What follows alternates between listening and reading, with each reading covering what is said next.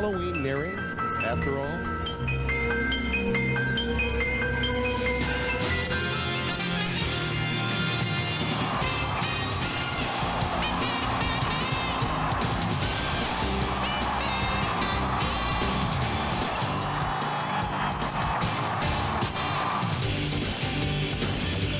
We're at Tiger Stadium in Baton Rouge, where today their beloved 13th-ranked Fighting Tigers of LSU play host to Mississippi State on the Bell South SEC Game of the Week.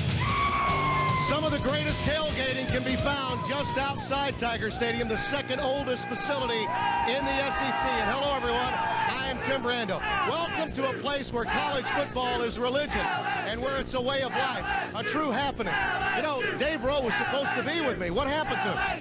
Dave, over here, big fella. Get away from the chicken, for crying out loud. We've got a ball game to do. Sorry, just based on a little bit of chicken. What a pregame meal. Unbelievable pregame meal. Little shrimp, crawfish etouffee, a little bit of chicken. But I'm talking to the choir because you're from Louisiana. You know all about this food. I do. You know, in my 40 years as a native of Louisiana, I don't know that I've ever seen a coach with a higher Q rating than Jerry DiNardo. I mean, think about it. McClendon, Dietzel, Orangebarger, some big names in the business, and yet he's stolen hearts with a 7-4-1 season a year ago and a 5-1 start this year. Oh, absolutely. Brooklyn born, of course, from Notre Dame, a Yankee. A lot of people will tell you that he wasn't the first, second, or third choice, but he's made believers out of this LSU team. He's waved this magic wand over these fans, and he's made them believers. And when you think of Jerry DiNardo, you think of the running game, and he's got an outstanding running game in Faulk and Mealy, and we're going to see a lot of them today. They are outstanding backs. It has been a difficult transition for Joe Lee Dunn as defensive coordinator at Mississippi State, but the one thing about his defense, it's been solid against the run. Well, he has played well against the run. In talking with Joe Lee Dunn, I said, hey, you got to have a defense today for the run. He said, don't worry, I'm ready. A little blitzing on the bayou, courtesy Mississippi State and LSU. And when you think of Tiger football, day or night, you think of tradition outside, but when you go inside, the place explodes. Today's Bell South SEC Game of the Week is brought to you by Bell South. It's all here. By Nationwide Insurance. Check the yellow pages for the Nationwide agent nearest you. By CarQuest Auto Parts Stores. For the CarQuest store nearest you, call 1-800-492-PART. By Duckhead. Traditional casual clothing since 1865. Life's a road trip. Pack your Duckhead. By Mazda. Experience cars and trucks built with a passion for the road. Mazda. And by Sonic, where we invite you to drive in for a change. Babonzito. Parce que me voulait faire jeune gens, même Jean là. Language. It's how we communicate with each other. But not all of us speak the same one. So at Bell South, we have people you can reach who speak several languages, whether it's Creole or even English. I'm so glad you have me good. Bell South, it's all here. Come on, baby, show your stuff. Work it hard for me, baby. Can't get enough. That shot. All the boys, they're watching you. You really work it, woman. You know that's true. And when you do, you'll be my little baby blue. Hey up, boys.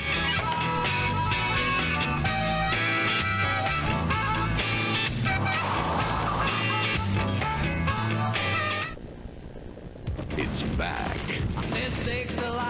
SE5. Customized with air, cassette stereo, sliding rear window, alloy wheels, and chrome bumpers. Mazda SE5. Let me go for a ride. Just $11,995. Or lease for $189 a month, $1,000 down. Just let me go for a ride. Mazda. Got a passion for the road. The legendary SE5. Jerry got the insurance. A sure thing in an unsure world. A sure thing. That's what you need these days. A sure thing. The right insurance pays. A sure thing. Covering you every way. Jerry got the insurance. A sure thing in an unsure world.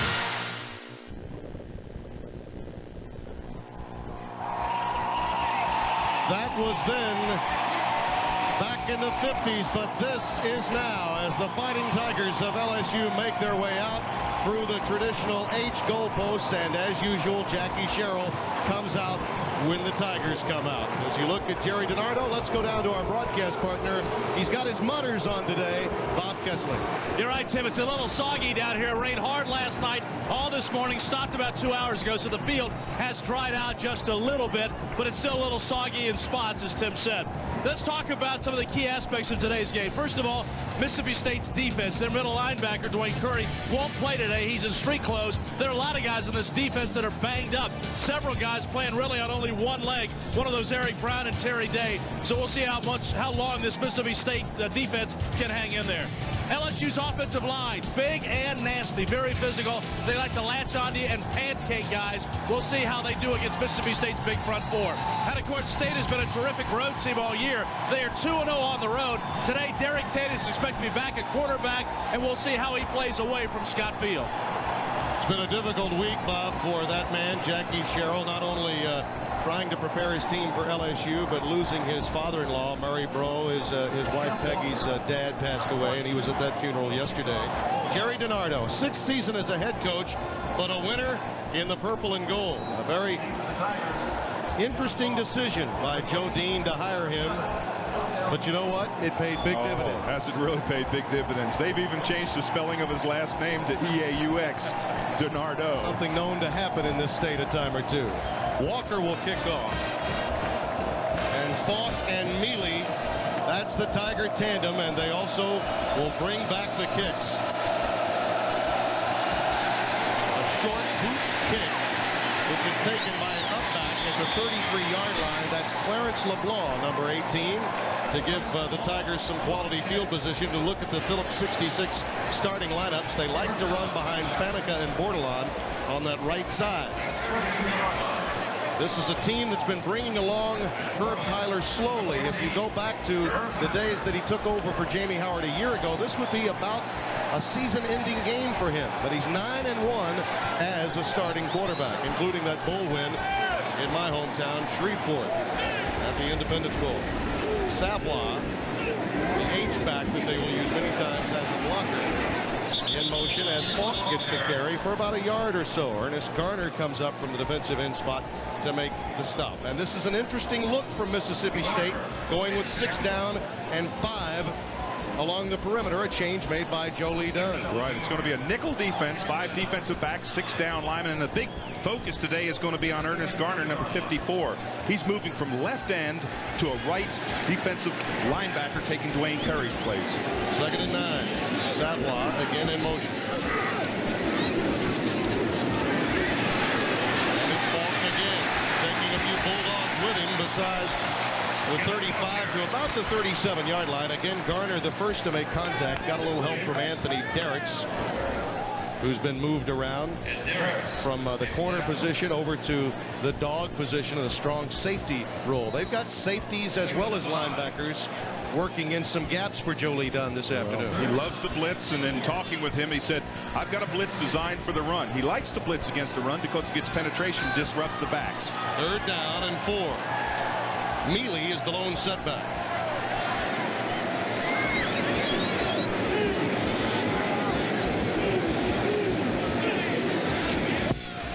Quick drop for Tyler. He'll tuck it. Pick up the first down beyond the 45 to the 47. Ernest Garner again involved in every play to this juncture for Mississippi State.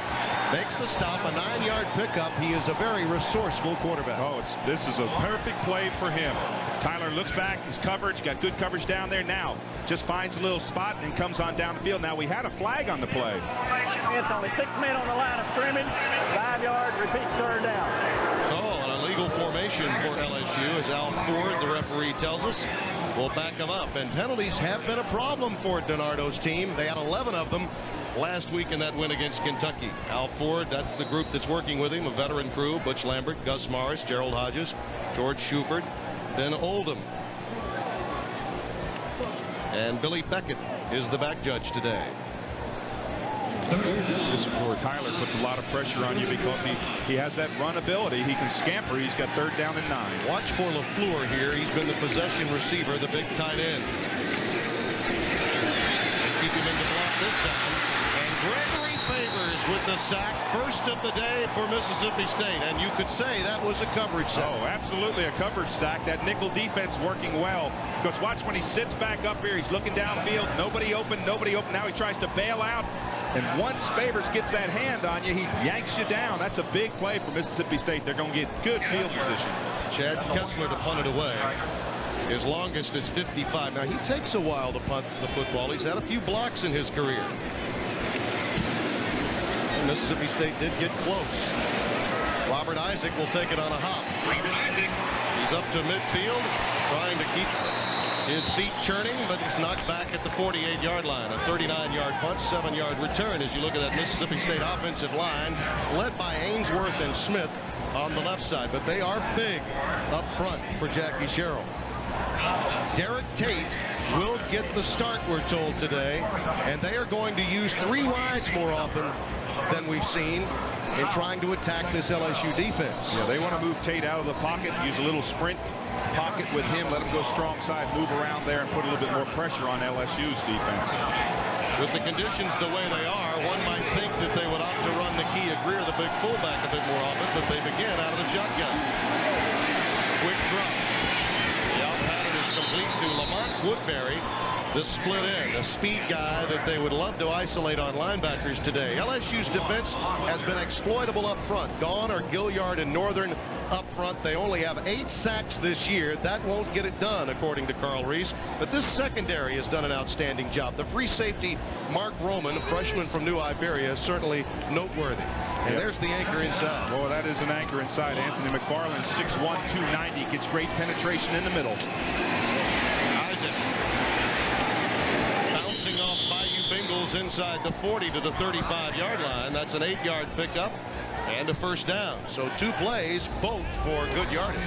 Boy, I watched that play that time with Ainsworth. 59 is blocking on McFarland. He stands him up right there. Now that's a lock and that's a win by the offensive lineman. You got to be able to shed the block. You can see McFarland doesn't come off quick enough. You give a real plus to Ainsworth on that play. 1st and 10 at the 36 of LSU. Quick pitch to Isaac, running into the boundary. Ushered out inside the 30 near the 29, Rayon Hill, the young man who had the 2 picks in the Auburn game, 1 for a touchdown and 1 for a 2-point conversion going the other way, as you see Robert Isaac's numbers. This is a young man that Jackie Sherrill's asking a lot of in the wake of losing Kiefer McGee earlier in the year at South Carolina. Well, anytime you take a player of Kiefer McGee's ability out, you take so much of your offense, puts a lot of pressure on young men like Isaac.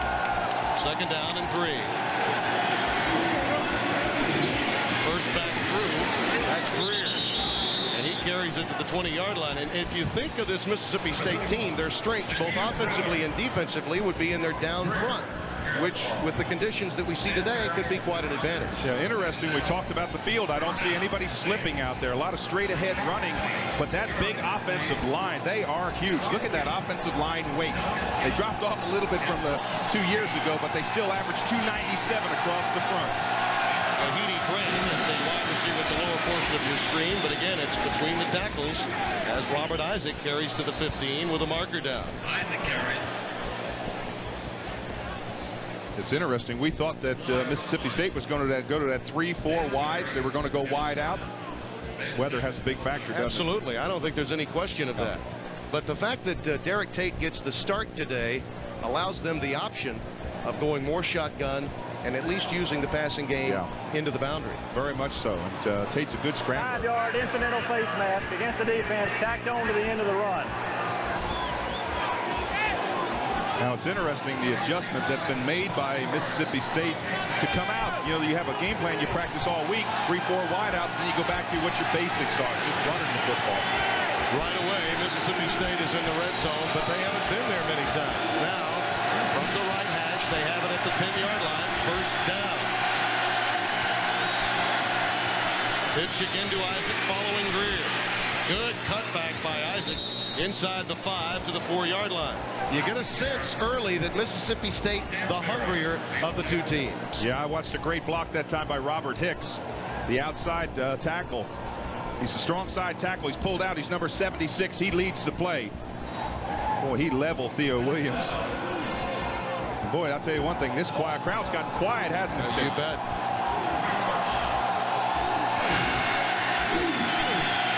Second and 3. That's Greer. That's a touchdown. Mississippi State.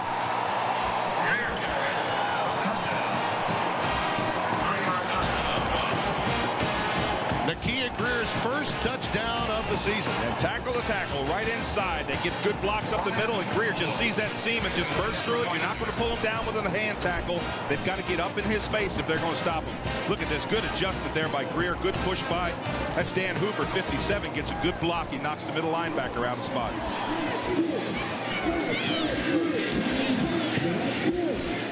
Hazelwood's extra point is good. The Bulldogs have a little something to say as they take a 7-0 lead. We'll return after this message from CarQuest Auto Parts.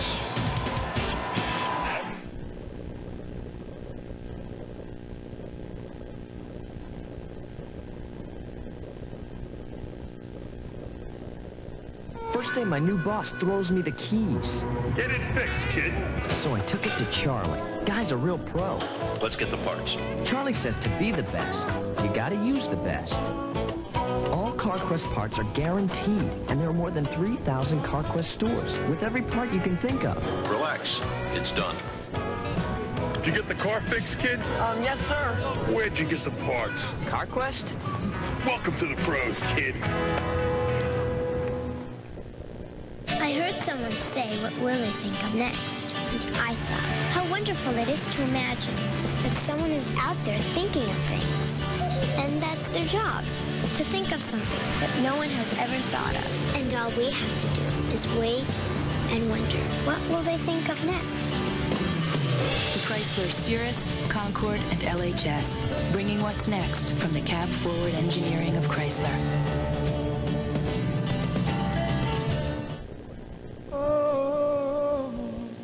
Everyone needs someone who will be there. Everyone needs someone on their side. Sometimes you know you need a friend. What's coming around the bend? Nationwide is on your side.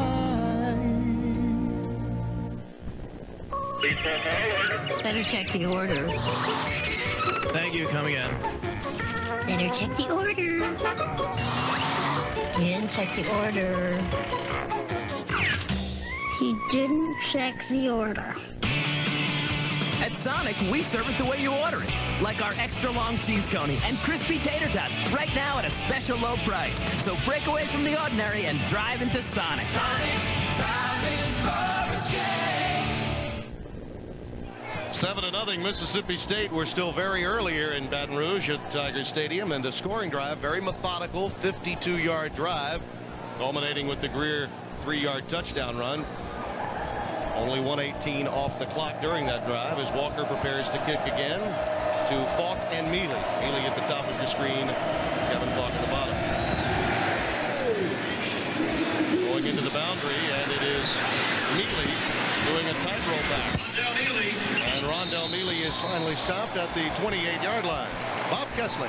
A good start today for Jackie Sherrill after a long day yesterday. Tim talked about the fact he was at his father-in-law's funeral in Houston. Well, he tried to fly over to Baton Rouge yesterday. Because of the bad weather, the planes were canceled.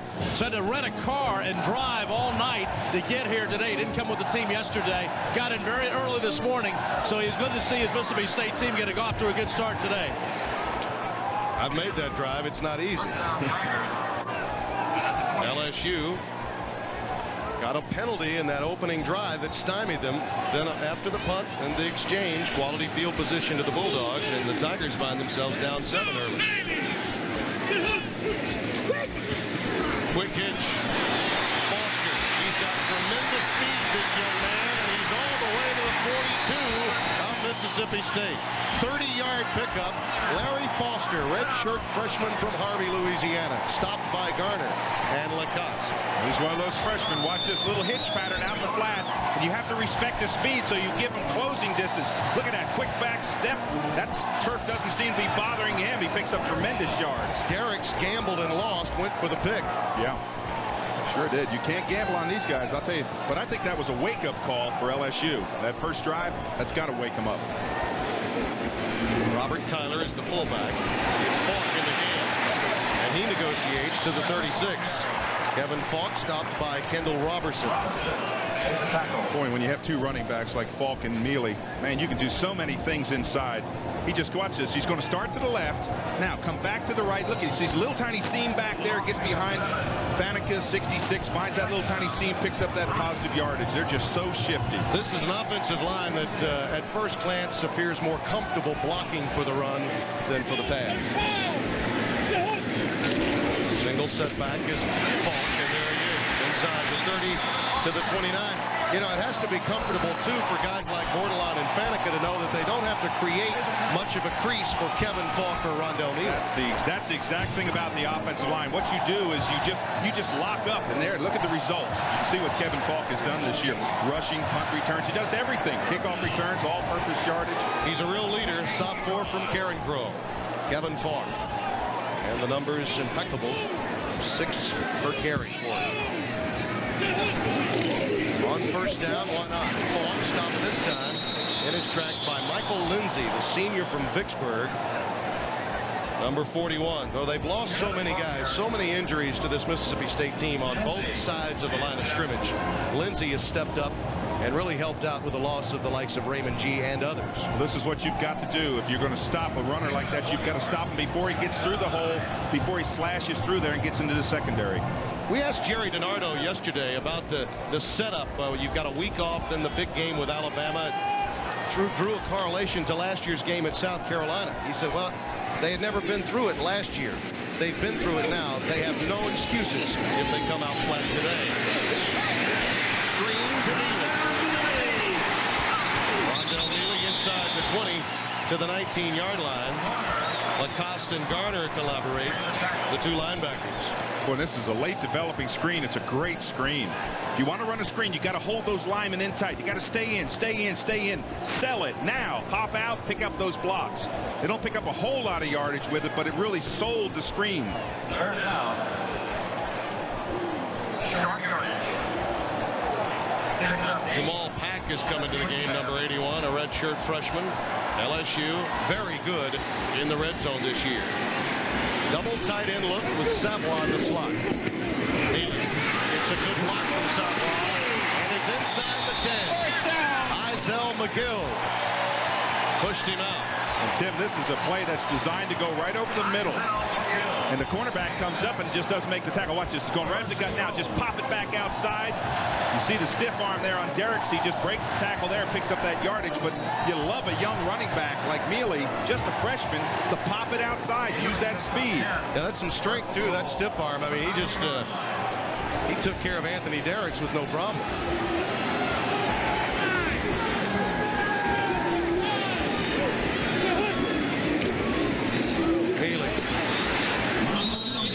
Inside the 8 to about the 7-yard line. Rondell Mealy from Destrehan, Louisiana. The relationship, one might wonder, with two quality backs like a Mealy and like a Kevin Faulk.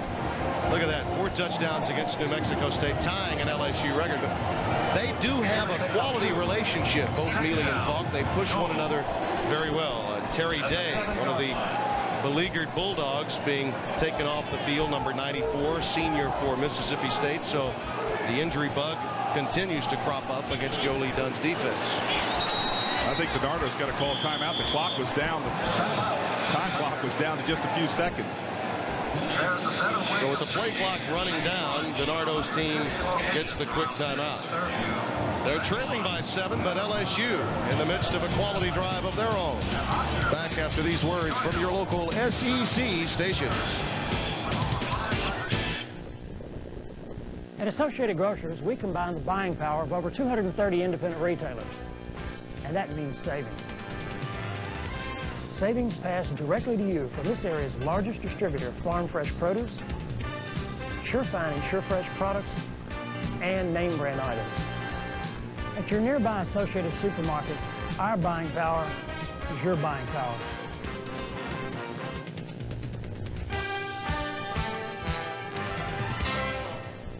Why buy auto insurance directly from an insurance company? U.S. Agencies has some very good reasons. First, there's no middleman. That's savings right there. Plus, your claims are paid more quickly because you're dealing directly with U.S. Agencies. And U.S. Agencies specializes in auto insurance. In fact, it's the only insurance U.S. Agencies sells. Your quote is free, and you walk out fully insured with your policy and ID card in your hand. What does dealing direct add up to for you? Quality auto insurance for less. You get a save when you come into Shane's. Come get a save at Shane's tonight. Discover a taste of Chinese delight.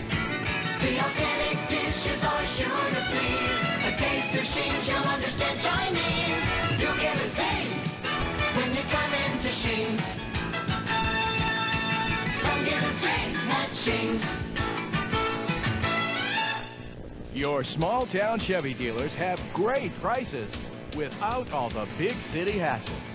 We purchase our inventory at the same prices as the big dealers, and then we pass our savings on to you. We have a big selection of newer Chevy cars and trucks, and they're ready to roll. We're closer than you think. We'll save you money, and you'll love dealing with us. Great service, low prices, and no big city hassles. So what are you waiting for? Come on out to your small-town Chevy dealer today.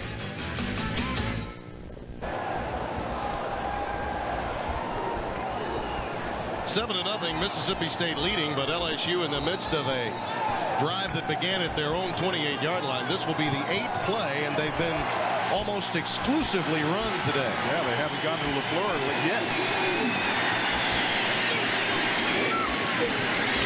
Faulk will pass it. Foster, touchdown, LSU.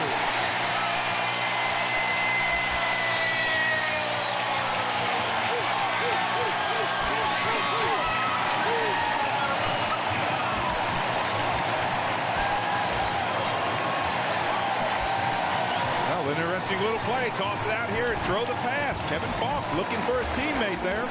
Finds him in the back of the end zone. It's a little change-up. Everybody thinks that Faulk is a running back. Now he's a passer. Well, he touched on his all-purpose yards. Well, now it's an all-purpose arm. Yeah. As he gets the football into Larry Foster's hands, his 3rd touchdown of the year. And suddenly it's a tie game at 7. Well, I think it was a wake-up call for LSU. Interesting. Everybody thinks when Faulk gets the football, it's going to be run every time. This is a toss. You're looking at the backside where the secondary looks. They're coming up thinking run also, and you see the pass. Not a pretty pass. A little lame duck there, but it makes it to Foster. Foster just does a quick out right here. Plant, now get back outside. Anything close. Look, he's saying I'm wide open. Just throw it close. They utilized that time LaFleur as a blocker that could help spring Foster for the touchdown catch. You know, we talked to Morris Watts, the offensive coordinator, about Faulk as you look at the 72-yard drive culminating with the Foster catch. He said Kevin Faulk is one of the most knowledgeable football minds he's ever worked with in all of his years coaching offensive football. And it's really amazing because he said that he helps a lot of the other players. He's just a sophomore. He's not supposed to do that. But he'll oftentimes talk to Mealy, of course, some of the other guys, and just kind of give them instructions. Boyd, Danny Boyd, the freshman from Bradenton, kicks off. It's Isaac, 3 yards deep. He'll bring it out. Uh-oh, look out. He found the seam. And he's into LSU territory at the 40-yard line. And Mississippi State steals some Tiger thunder in the afternoon. Boy, do you ever. You don't often run the ball back when you're 3-4 yards deep in the end zone. It's kind of like, it's almost like the coverage team kind of let up a little bit, saw the kick was going to be deep. Look how far back in the end zone he is. But he never breaks stride. See, he sees the seam right there, plants, sinks right through it. Now it's just a race to the sideline and down the sideline here.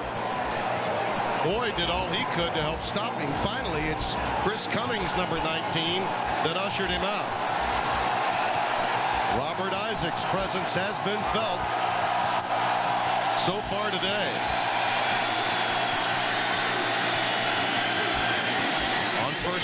Good play fake by Tate. Dumps it out to the Kia Greer. And the fullback lumbers down to near the 20-yard line of LSU. Mark Roman, the free safety, made the tackle after a 20-yard pickup. And one thing Jerry DiNardo knows is that if Derek Tate gets hot, you remember him a couple years ago, how good he was. Great play fake right there, sold the fake, now comes out. They're running misdirection plays, pulling the fullback back out of the backfield against the grain. If Derek Tate gets hot, watch out. He's 2 out of 2 for 29 yards so far, is Tate. Senior from Moss Point, Mississippi, has been roundly booed at home games. In fact, one of the reasons he's starting today is the fact that this is a road game.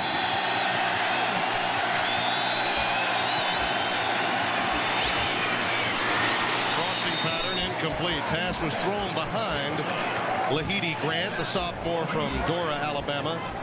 Mississippi State, coming into today's game, had scored only 10 points in the first quarter. Now they've almost equaled that and may be going for at least the push or to surpass that in one quarter of play here in Baton Rouge today. So it's been a problem for them. Well, look at the third quarter. Third quarter, they only have 6 points. So the first and third quarters have been nightmares for them, but they look like they're going to change it in this first quarter. 2nd and 10 out of the shotgun.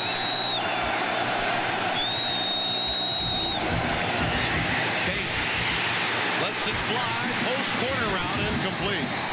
Intended for Matthew Butler, number 23. I saw a flag come down on the line. I wondered if LSU lined up in the zone because they had 10 men up on the line of scrimmage. Pat Rogers put the heat on Tate.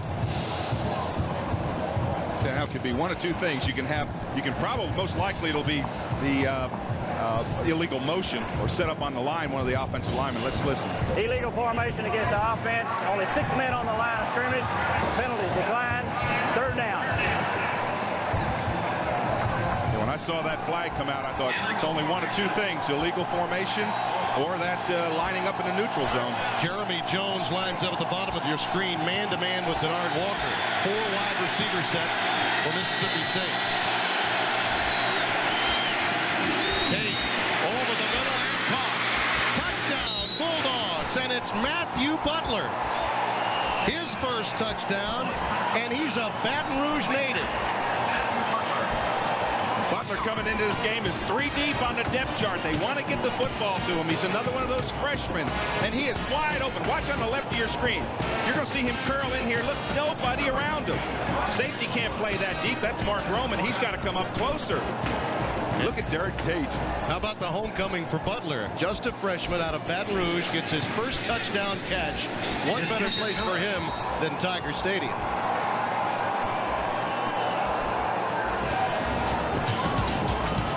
Derek Tate, seasoned veteran, finds a homeboy, a Baton Rouge-born boy, for a touchdown.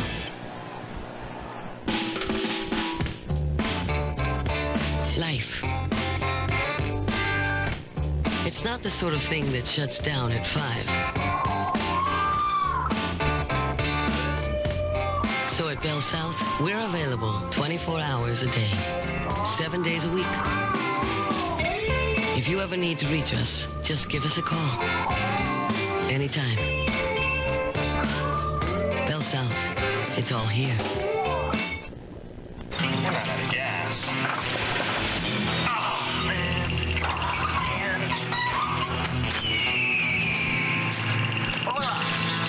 67 pesos, $9. Oh boy, got my card right here. Esto no. No dinero. No gas. But that's all I have. Maybe there's something.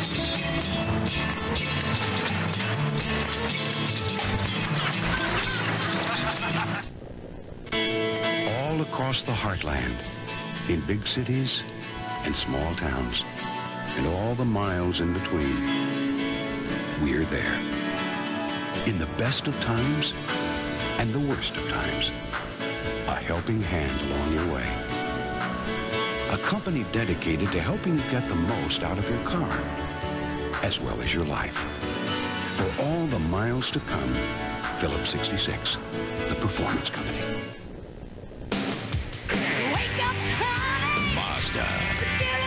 The 97 Protege LX5.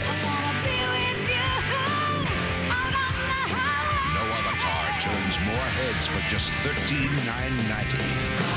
Specially equipped with air, cassette, cruise, and power everything. Go for a ride in my produce sleigh.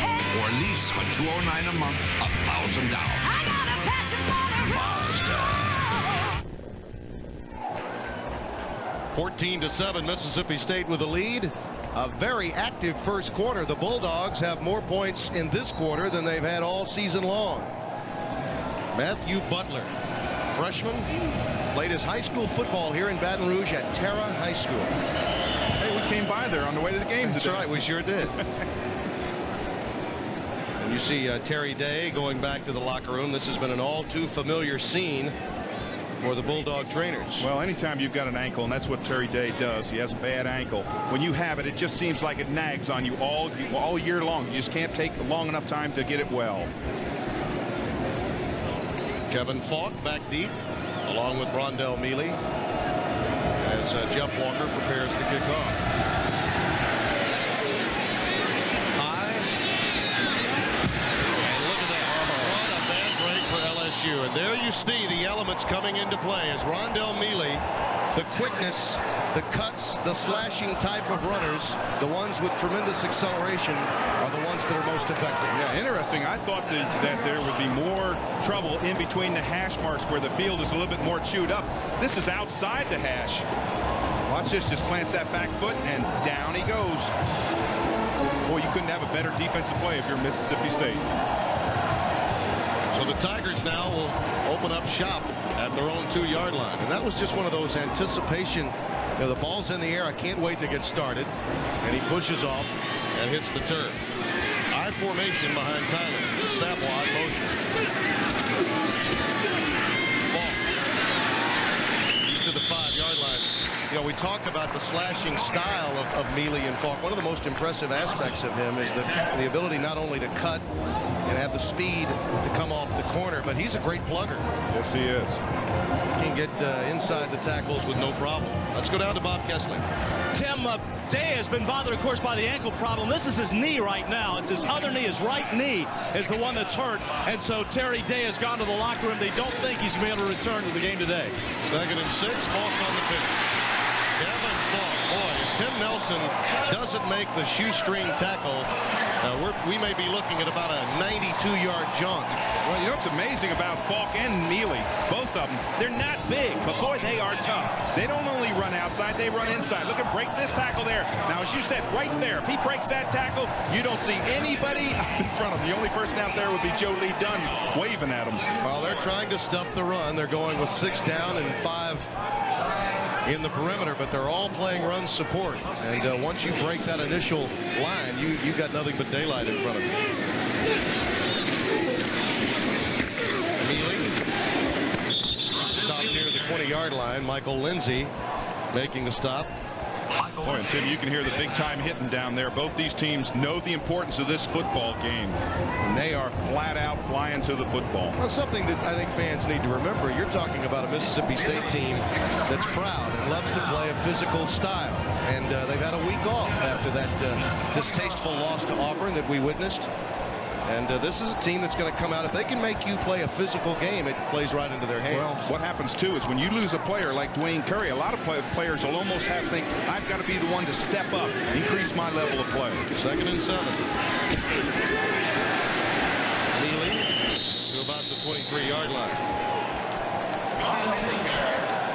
LSU, of course, absorbed that bitter loss at Florida.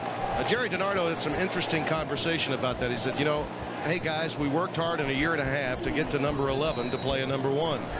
Now that we know where we really are, we have a chance to get better. And if we do, we may have another chance against a number 1 in a rematch. Yep. We've got to be up to the challenge. There's Dwayne Curry. Yeah, there's a number 1. Boy, it's a heck of a football. It's tough on him. You know it's tough. You're taken out of this football game, not be allowed to play. Mealy and Cleveland in the backfield. That pass, the first one intended for the tight end LaFleur. Incomplete. Kendall Robertson was right there. Well, that's something you don't see often. You always see LaFleur come down with that football, but Robertson really gets in there. Again, blitz action coming on him. Get that pressure on him fast. Watch LaFleur. Get that hand in there. Good play by Robertson to rip that football down. Not easily done against a strong David LaFleur. Kessler to punt it away. Isaac standing at his own 30.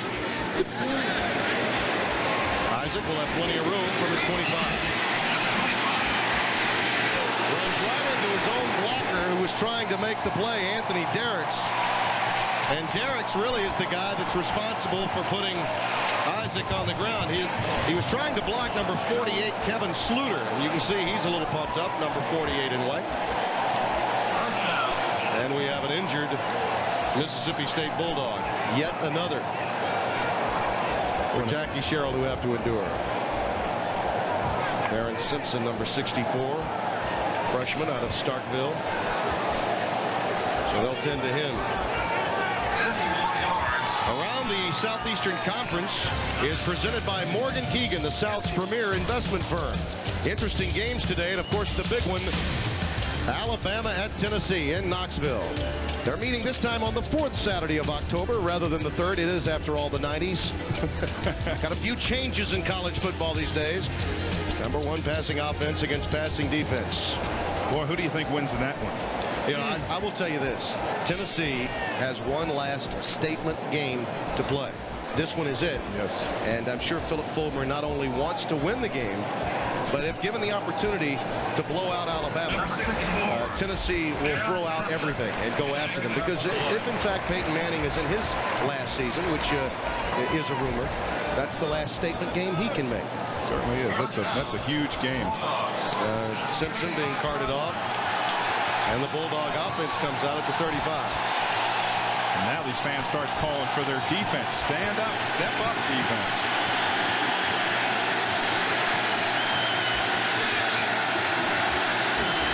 Tate running an option. That's Pulpover. Stopped at the 38-yard line. Bob Kessling has more. Bob? Tim, we've had about 7 inches of rain here in the last couple of days. You can see how muddy it is just off the side of the field. They've done a great job of getting the water just off the field, but as you can see on the side here, it's still very, very muddy. And on the sides of the field, it still is very, very slippery. Basically, Baton Rouge is at sea level, so there's really no place for this water to go, especially when they get a lot in a short period of time. Yeah, 94% humidity factor today as well. There's the blitz. Woodbury can't come up with it. Incomplete. The fans love that. Denard Walker coming absolutely scot-free on the blitz to really level Tate. Boy, and when Tate looks around, he sees him right there, and you see how quickly he gets rid of the football. He throws it on the mark. That ball was well thrown under that much pressure. Again, watch this hit. Boom, at the tail end.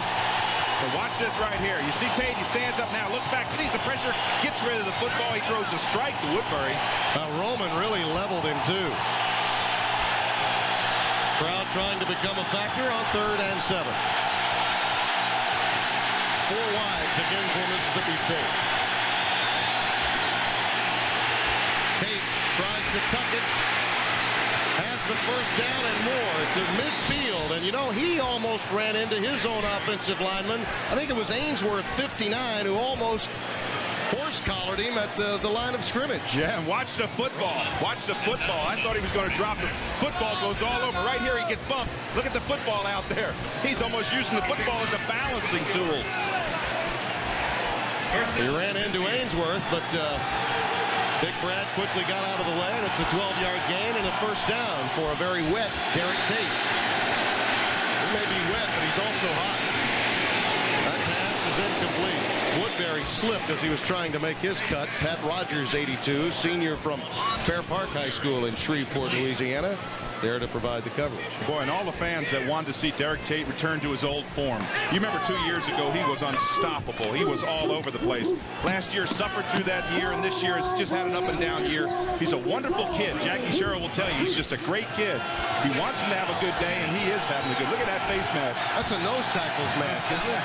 Looks like a defensive lineman to me. 2nd and 10. Tate finds McCaskey. That's Terrence McCaskey, 86, redshirt freshman tight end from North Cross, Georgia.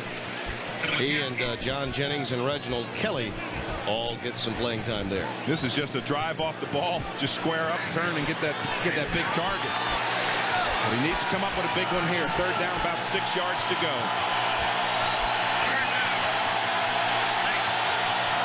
4 wides again for Mississippi State. Jeremy Jones up at the top of your screen. He's a speedster, and it looks like he's matched up man-to-man. Here comes some pressure. Pass into the air, and it is Jones. He fumbles the football into midair. Wiley comes down with it. Big Chuck Wiley down at the 41-yard line.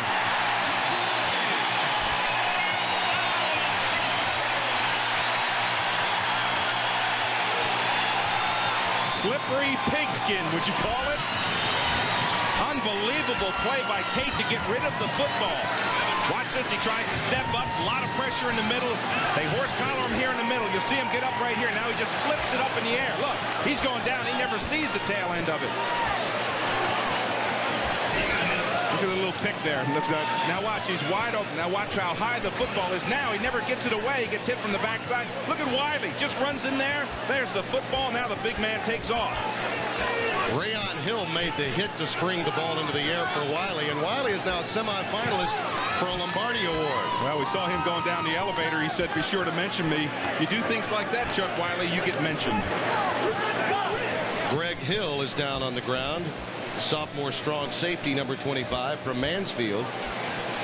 Been a big-time hitter for this team, and we saw a lot of licks passed in that one sequence right there.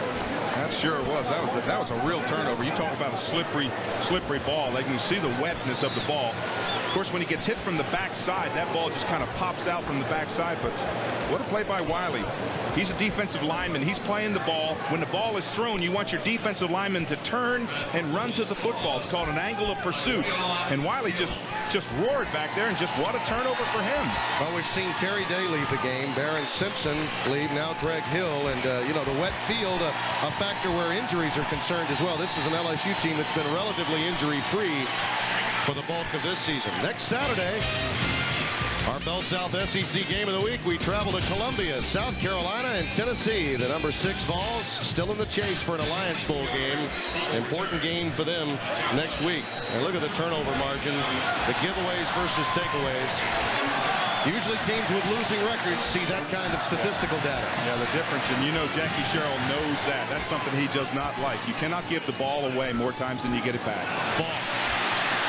Devin Faulk. You have to wrap him up, even if it's slippery when it's wet.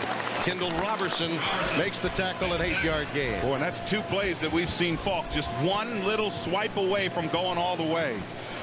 Just got to love the running style of him. You know, he's not a big guy. He and Mealy are both, well, they're similar size at 5'10" to 6 foot, about 200 pounds. Boy, they run with authority. Chris Beard is in the game at wide receiver, already Faulk 45 yards. Mealy. Rondo Mealy inside the 30 to the 29-yard line. Garner again is involved in the tackle, number 54. That was Faulk rather than Mealy. So Kevin obviously going to get his carries as this day continues, but you know, that's one of the real positives about both Faulk and Mealy. They have similar styles. You lose nothing when one of the players is out of the game. Well, it's got to be especially somebody like Jerry DiNardo, who loves to run. On the Mississippi State side. Sideline warning against Mississippi State, asking the players to move back, and I think LSU also paying heed to Al Ford's request. Well, that white zone that you see there, no players can get in that. Only coaches go up in that zone. Tyler in the slot, the fullback.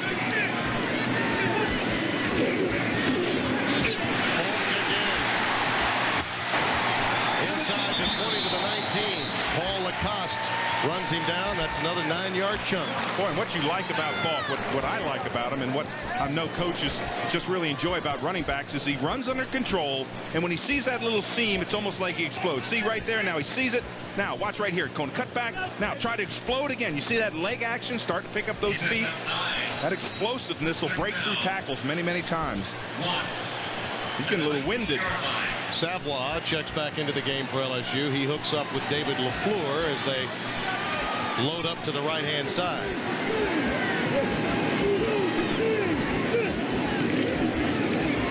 Faulk on 2nd and 1 has the first down to the 15. Isel McGill, number 8, junior from Rex, Georgia, making the tackle. Terry Day has made it back from the locker room and is back on the sidelines.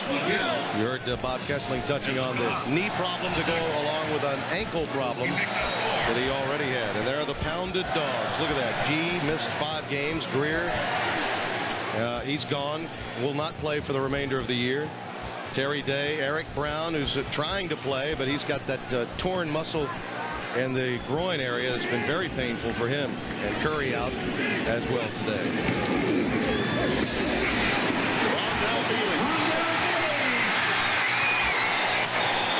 Inside the 5-yard line. I mean, do you lose a step at all when 7's running rather than 3? You could have them both wearing the exact same number, and it's hard to tell them apart. But what you want out of a running back is vision. Look at this. Run into the hole. Skip outside. Keep your focus downfield. Look for the seam. Cut back underneath and be fearless. He's got everything that it takes for a running back. Well, that interception for Wiley is now you see LaFleur, who was injured last year, checks out of the game. Could be a 14-point swing if LSU cashes in here. Healy, touchdown!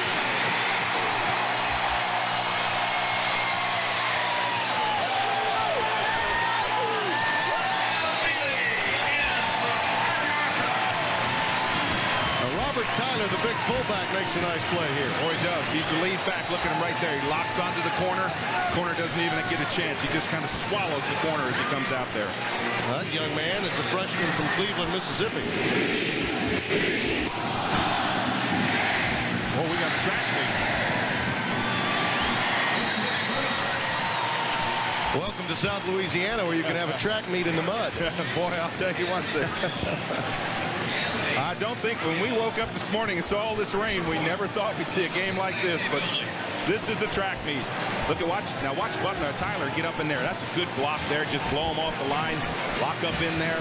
Just breaks right on through. Yeah, they haven't had what you'd call a true fullback here in quite some time. Rondell Mealy, his 7th touchdown, so now he has the same number of touchdowns as the jersey number. But Robert Tyler, just a freshman, really, when you think of it, Hokie Gajan might be the last real fullback that they had at LSU. Both Tyler and LaFleur seem to have some stingers as they tend to them on the sideline. That's the medic ward right there. That's the hospital zone. Look at the number of trainers and doctors around them. These type of games in these conditions, though, will bring about those, won't they? Yeah, now look at Tyler. He's trying to get his shoulders pads off. You think it's up underneath his shoulder. Now with LaFleur, you see him pulling his left arm there. We're told that Greg Hill has a sprained shoulder. They're getting the pads off of him. Well, you're going to earn your money here in a minute. You're going to be about 3 or 4 deep in the chart. Boyd's kick is a little far back for even Isaac to consider bringing out. He had a 60-yard return to set up Mississippi State's last touchdown. So they're playing with some pain today in Baton Rouge. Mississippi State will have it at their own 20. Well, we may think back to that Wiley pick.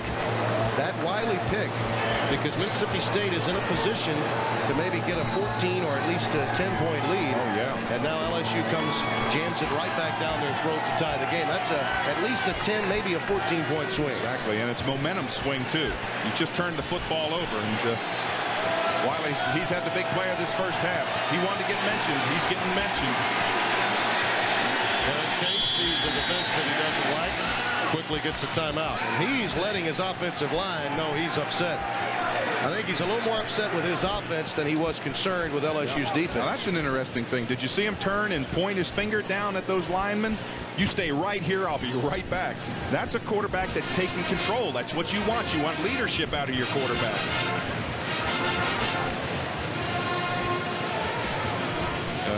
This is a tremendous facility with a lot of tradition, but you have to keep up with the times. In the SEC in particular, part of a $4.3 million renovation in Tiger Stadium is a new locker room for the football players. They also have a new weight room for men and women coming in. And look at that. Faulk and Tyler set up shop, and now a very good wooden veneer. I think there's a lot of lacquer on that wood, too, wouldn't you say? Hey, there's some of our fans. See, you can enjoy the game in the sunlight as well as the moonlight. How you doing down there? They have some more renovations that are planned here at Tiger Stadium. That weight room that we mentioned is ongoing. But this place rocks. It's unlike any other. Very unique. First and 10, Mississippi State at their 20. Cameron Floyd in motion, number 16. Isaac. Maybe a yard at that. Boy, Stansberry is a true leader, number 43. He's involved in that stop. We played one very entertaining quarter in Baton Rouge at Tiger Stadium. We're tied, Dogs and Tigers. I was looking for an onion, a really big onion, a blooming onion as big as your head. One bite of that onion and bam, you were hooked. I mean, you want to have more and more, and you think about them, you dream about them, you just got to have them. And you can't stop, and you go anywhere, no spices. Oh, yeah, I'm telling you, I was consumed by that onion. And that onion was consumed by me. It's easy to get a bloomin' onion. Get to Outback Steakhouse. No rules, just right. How's about a nice juicy steak to go with that bloomin' onion? Steak? Hey, why didn't I think of that? I love steak. Big, juicy. 1874, the first transatlantic cable connecting Ireland and America. It was made by Siemens. That was then. This is now. Today, phone companies and businesses use Siemens switches to send and receive voices, images, and data together for desktop video conferencing, wireless communications, and high-speed internet access.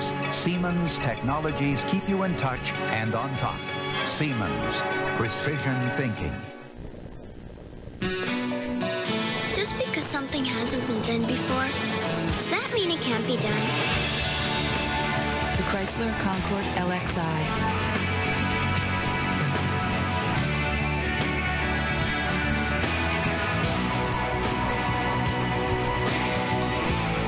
Now receive $500 cash back. The Chrysler Concorde, built on the belief that anything can be done. It's not sleepy time down south anymore. Today, the region's economy is expanding, and investment opportunities are springing up right in our own backyard. Morgan Keegan, the South's leading investment firm, carefully tracks these opportunities, finding regional stocks and bonds that are tomorrow's blue chips. And Morgan Keegan brokers know if you want to attract a crowd, you have to pay attention to details. That's why smart Southerners come to Morgan Keegan for financial advice. Morgan Keegan, capital for the South. Tim, you talk about defensive line play. Watch Chuck Wiley on this play. Goes into Henry McCann, sets him up, slides, back runs into him, slide, stay square, get on the tackle. You can't play it any better than that as a defensive line. We've seen Derek Tate upset with his offensive line, and that may be one of the reasons. We open the second quarter with a 2nd and 9 for Mississippi State. We're tied 14-14. Play fake by Tate. Over the middle, again, the pass a bit behind the receiver, Matthew Butler, who has a touchdown catch today. Our Mazda first quarter stats. The total yards are there for both teams. The passing yards, though, for Mississippi State, perhaps surprising to some. I think it is a little surprising. I think it's surprising that both teams have got that kind of yardage. And you see people starting to scamper around in the stadium a little bit, maybe starting to rain. Jackie Sherrill probably doesn't mind seeing that. Slow down Mealy and Faulk a little more for me, will you? That's what he's thinking. 3rd and 9. Tate throwing off his back foot. That was a very dangerous pass. Again, Wiley putting on a lot of heat. Pass intended for Matthew Butler. Well, that's what you've got to get. You've got to get that pressure on a quarterback. Watch the right of your screen from the top. You're going to see the pressure. Pressure, pressure, pressure. Get in his face. Let him know. Don't let him step up. You see Wiley takes him down. Man, he must have believed me when I said I'd mention him if he did something good. Ran into Chuck in the elevator in the athletic building here yesterday after our meetings with the coaches. 4th and 9. Andy Russ, best in the league, one of the best in the country. Left-footed punter. Fair catch called for and taken by Kevin Faulk at the 38-yard line. 40-yard punt. Andy Russ is truly outstanding. Senior from Nashville, Tennessee. Umbrellas are not permitted in Tiger Stadium. Jackie Sherrill could not have asked for a better scenario today, but look at that. The time of possession all against him, and I think that goes back to that drive that could have been, that wasn't because of the pick by Wiley. Well, you can see the time of possession is usually a factor, but if I was Jackie Sherrill, I'd say, hey, it's 14-14. You can have the time of possession. Now it looks like maybe it's starting to rain a little bit more. Yeah, they're breaking out the ponchos. I heard the announcer say there are no umbrellas allowed in the stadium. Right. 1st and 10. Little sprint out by Tyler. Looking long for Foster. And it's overthrown. McGill and Tim Nelson, 17 and 8 in the maroon. We're back to provide coverage for Mississippi State. It was a little shower now. It's turning into one of those frog stranglers right now. It's really interesting, too. You look up and you see some blue skies to the northwest, but anytime the wind in Baton Rouge is coming out of the southeast, that means there's more rain on the way. That's the first thing they said, but the wind's still blowing out of the southeast, so be careful. Bob Kessler's going to have fun down there on the sideline, isn't he? LaFleur is back in the game at tight end, so apparently he's okay. Tyler lets it fly. Look at Garner right on top of the screen pass in Faulk's face. As Kevin Faulk goes down, a loss on the play. Garner involved in 7 tackles today. 7 tackles already. He is certainly picking it up for Dwayne Curry. He's the replacement, number 50, 54. He's going to play this screen. It's his man all the way. You want to pressure the screen, get it off as quick as possible, and watch him come in there. Ernest Garner, 54. Play the back. That's a big-time play. No wonder he's been in on 7 tackles. He's picked it up a little bit. Kevin Sluter, 48 there, provided that pressure to help Garner make the tackle of Faulk. 3rd down, 15. That one's batted down. Gregory Favors, who had quality penetration, working against Sean Wells, the left tackle. Yeah, that was going to be a dump out here into the flat, and Favors just gets good penetration up in the quarterback's face, jumps just at the right time, knocks the football down. But now, boy, the rain will change this, because you have about 7 or 8, maybe 10 balls that you play with. And all of a sudden, once you make the rotation through the balls, they all get wet. Kessler to punt it away. Isaac standing at his 25.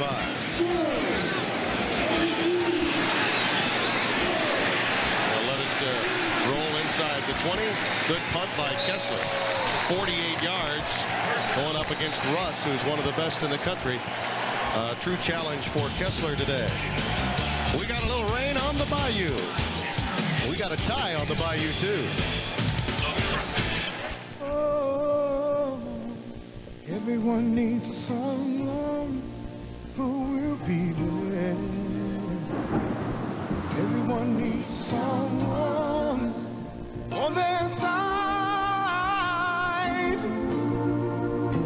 Sometimes you know you need a friend.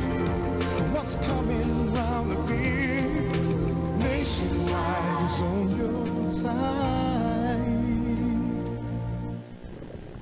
We keep it moving, moving, moving. We keep it moving, moving, moving. At BP, we know the best part of life is not spent at a gas station. That's why everything we do, from our world-class fuels to BP credit cards, from pay at the pump to BP shops, we do to keep you moving.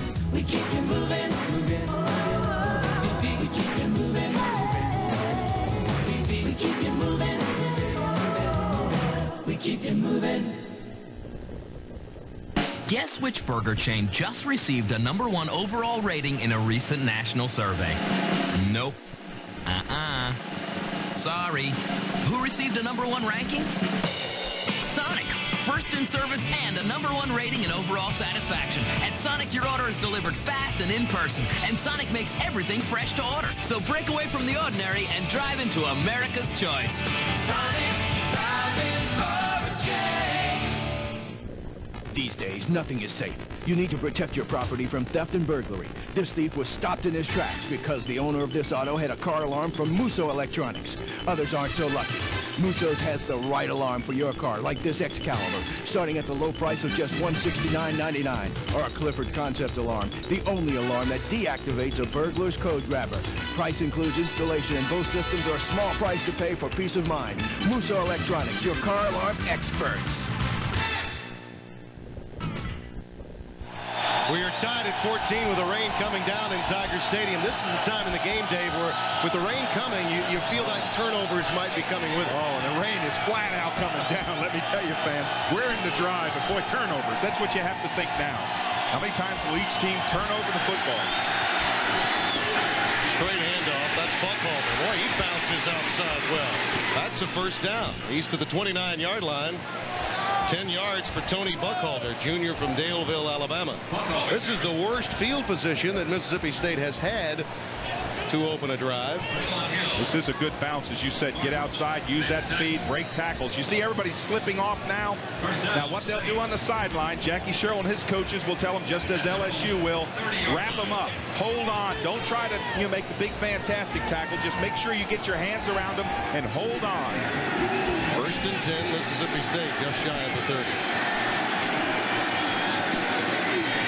Buckhalter burrows to about the 31, maybe the 32-yard line. I believe we have a very wet mutter of our own down on the sidelines. Bob? That's exactly right. Tim, what they were concerned about if it rained again, it stopped raining at about 9 this morning, and the field actually did dry out some. But it's very saturated, especially in the middle of the field. It could get muddy very quickly. I'll say 11 inches in the last 18 hours absorbed here in South Louisiana. That's one of those little southeast Gulf fronts making its way up. But you know what's interesting? Once the players get wet and they get that mud and it rubs all over them, they almost forget about it.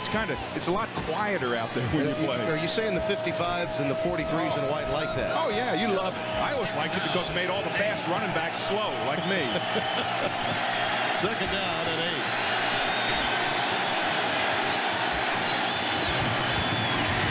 Pitch to Buckhalter. Boy, Stansberry really did a great job of spreading that play out.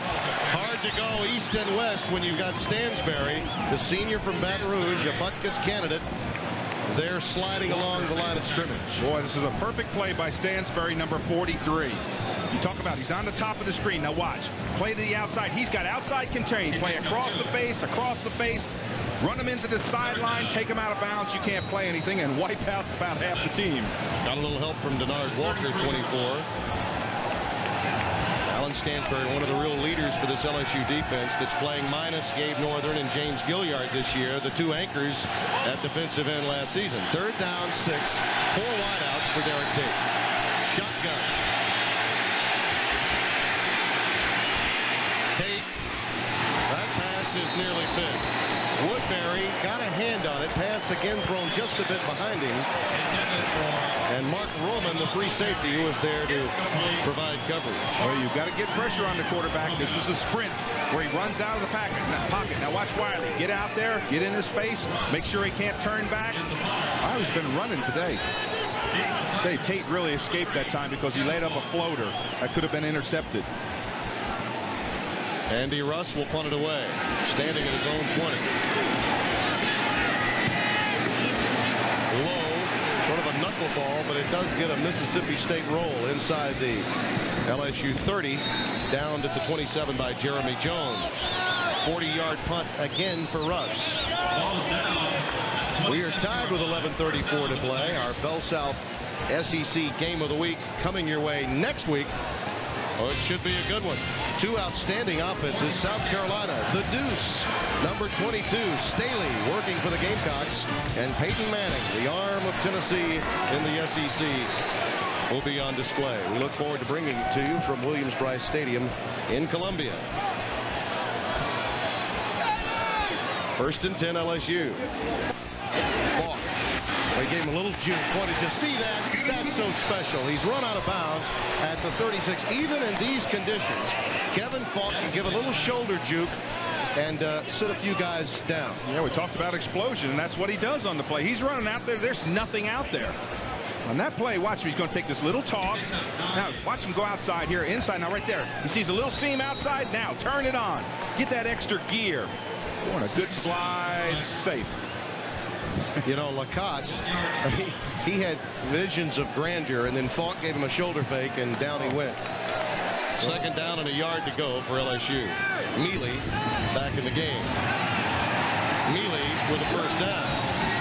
Barney says, Kevin Faulk, you gain 9 yards. Guess what I'm going to do?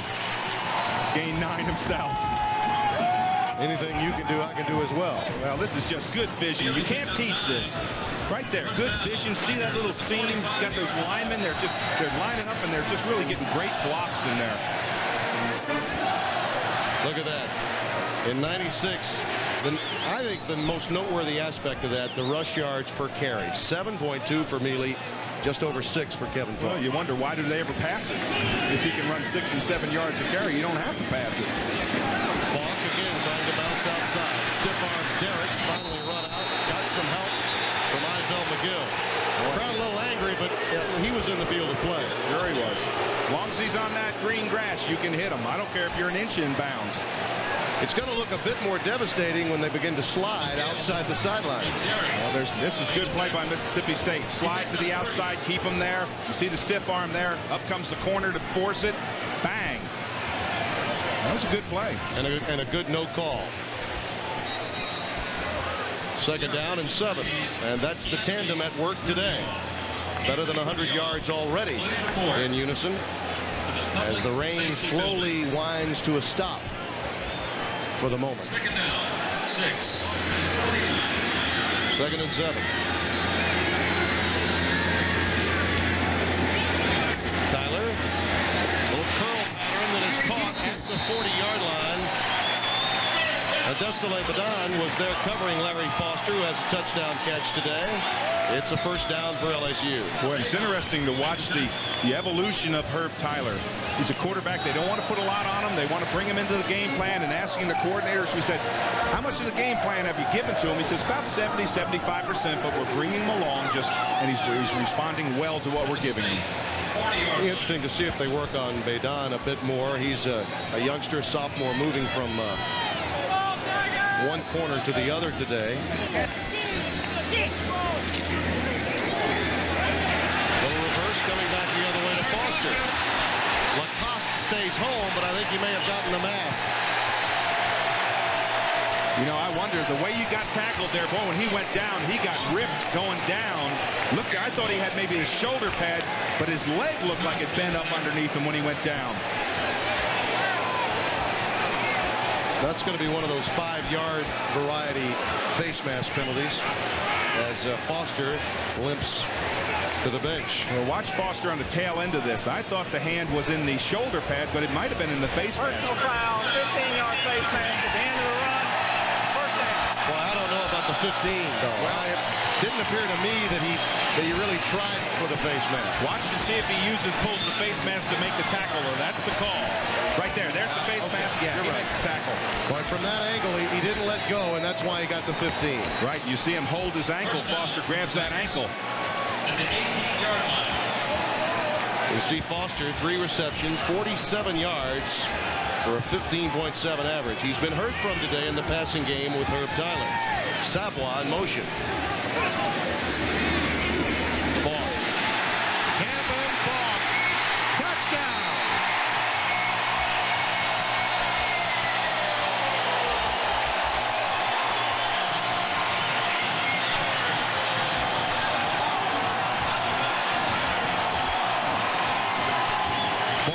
Good block that time by Adam Perry, number 76. Look right there, Perry. Perry knocks him out of there. Then Tyler gets a great block in there. And downfield, there's Beard. He gets a good block. He gets a block on McGill. 3 great blocks on that. Hey, anytime a guard gets a block like that, like Perry did, Boy, that's showcase. And you love to see wide receivers make those kinds of blocks. And if you're going to have a quality running game, wideouts will need to do it. A little too much Kevin Faulk for Mississippi State. 21-14. A local word coming up.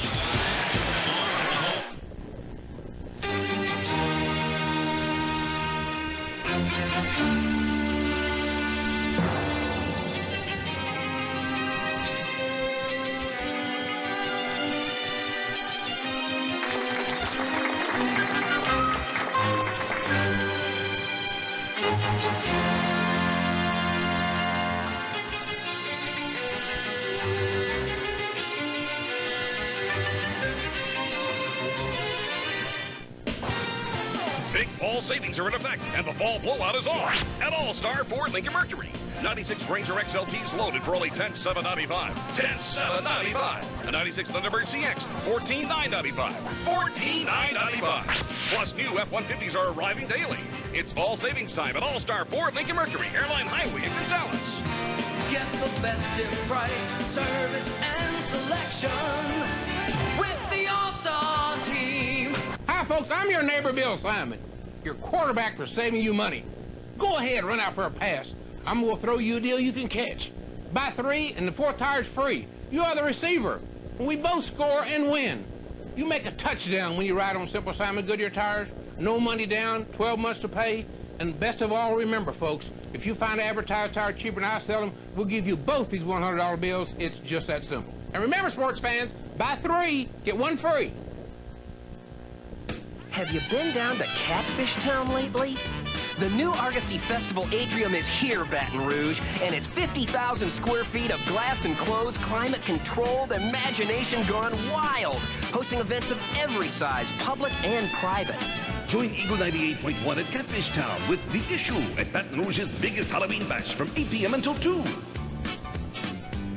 Catfish Town's new Argosy Festival Atrium, home of the biggest hits in town.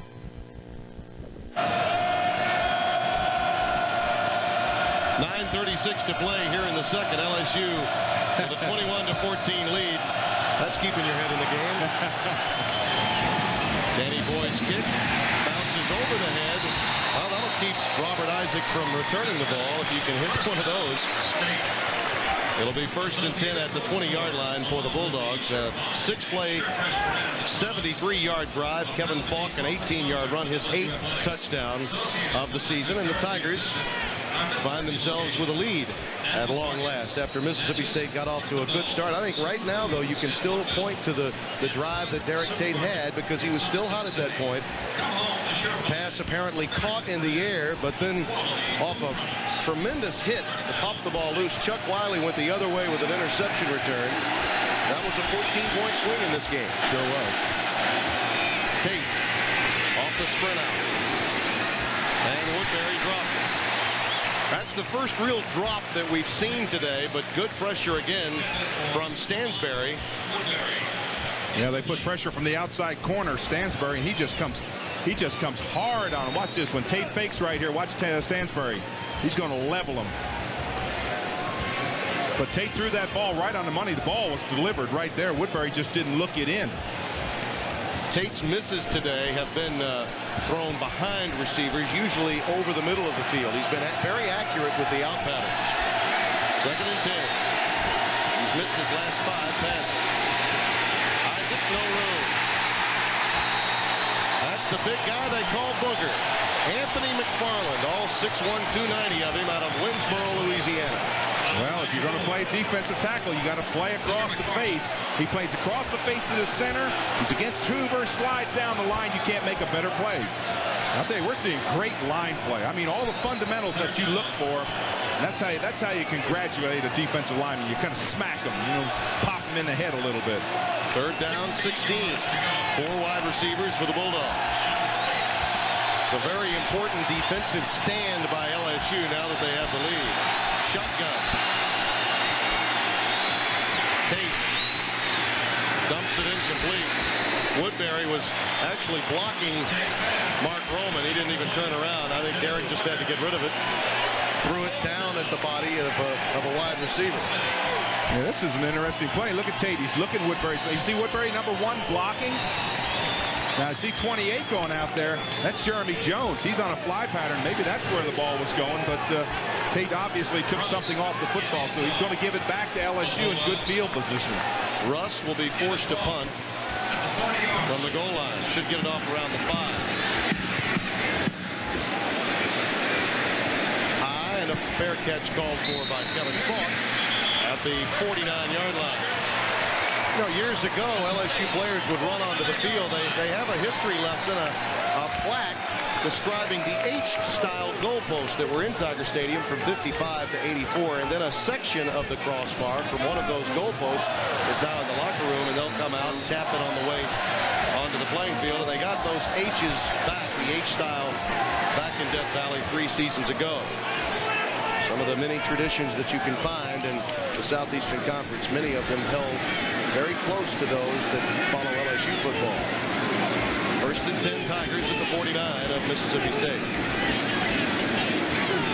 Out pattern is thrown incomplete in a dangerous place because Brown, 18, had a chance for the pick had that pass been thrown a bit better. It was intended for Chris Beard. Eric Brown is the best defensive back that Mississippi State has, and it's typical when we mention best players that he's been injured most of this season where the Bulldogs are concerned. Well, you know what's interesting about that to me? You've just run the football down the throat of Mississippi State. You've taken momentum back, and now you haul off and throw the ball on 1st down. I just keep on running until they stop me. 2nd and 10. Faulk, look at that quick move. I mean, he just went right away from Sluter 48. I think he had him in his sight. Then Kevin with that quick juke to the right just to slide right around him. Now watch this hole he has to slide. There's the trap out, kick out. Now watch right here. Plant, just kind of break through the tackle and pick up another 5 yards after the contact should have been made. He almost freezes that defensive back when he comes up because he's so shifty. He's got that weight just under control, makes that quick slash. The defensive back coming up just freezes. It's like he locks his feet in the ground. Snap from center, and Mississippi State has it at the 42. Those little things you take for granted. Those are the things that will crop up in conditions like this. Yeah, this is what happens when the center, when you pull your hands out too quick. If you pull your hands out too quick, watch the quarterback's hands. See, they're already coming out. The ball's down. Now he's just got to get back on it, but you see the surge there. I think that might have been Dotson in there that really drove the center back, 98, who drove the center back and didn't allow Tyler to get on the football. Gregory Favors had the recovery. His first fumble recovery. And now Mississippi State tries to return the favor after a turnover by LSU. See the difference in the turnover ratio. Tate lets it fly. A fly pattern for Jones. Jeremy Jones drops it at the 11-yard line. Oh, no. Well, your heart just has to go out to that young man. He had a touchdown catch of 81 yards against Auburn. Cedric Donaldson was there, but he fell down. And that's got to be the loneliest feeling for any player in today's game. Well, I thought he was interfered with. You're going to see him going down the right side. Now watch right here. See if he's not interfered with. See right there? Well, he's falling, though. Yeah, that's true. But, he just drops a sure touchdown. Boy. Watch the tail end of this. He just drops it right through the old breadbasket. There's the pitch to Isaac. And Isaac near midfield at about the 49-yard line. Anthony McFarland made the stop, a 7-yard gain. Where did we see Jeremy Jones make that great pass reception? About 80 yards. I just mentioned it was at the Auburn game. Yeah. 81 yards. It was at mop-up time, but it was still a heck of a play. He's a great speedster. Deceptive speed. He was a 200-meter champion in high school in Asheville, Alabama. 3rd down and 3.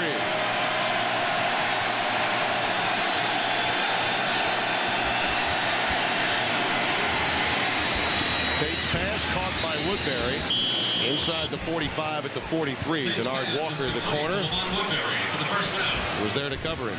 And Tim, this is the Derek Tate that we've been used to seeing. Throwing that ball with accuracy, with confidence. You just see him. He's just in the huddle. He's taking control. Woodbury coming down with a big catch. But Tate really has control of his offense right now. He's got a lot of confidence. He's throwing strikes.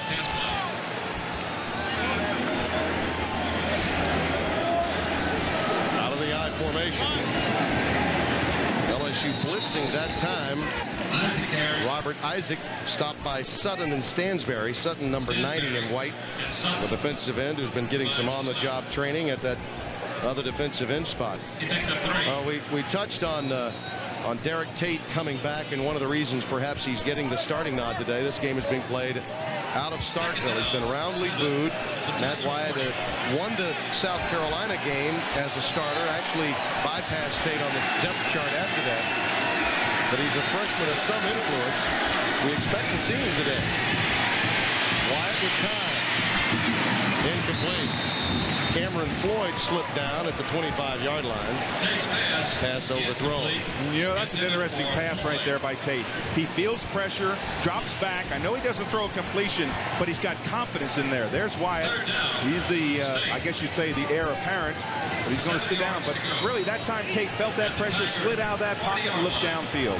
Those are the numbers on Wyatt. I think when you think of the ability to sprint out and get away from pressure, that allows more options for the Mississippi State offense today.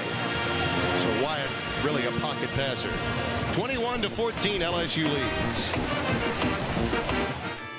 The brand. In the West, it's the way a man marks what's his. We're the beef people, and our WD brand is on every steak we sell. It means our U.S. choice beef has been specially aged and trimmed to ensure more flavor, more tender, juicy beef. WD brand, the mark of quality from Winn-Dixie, the beef people.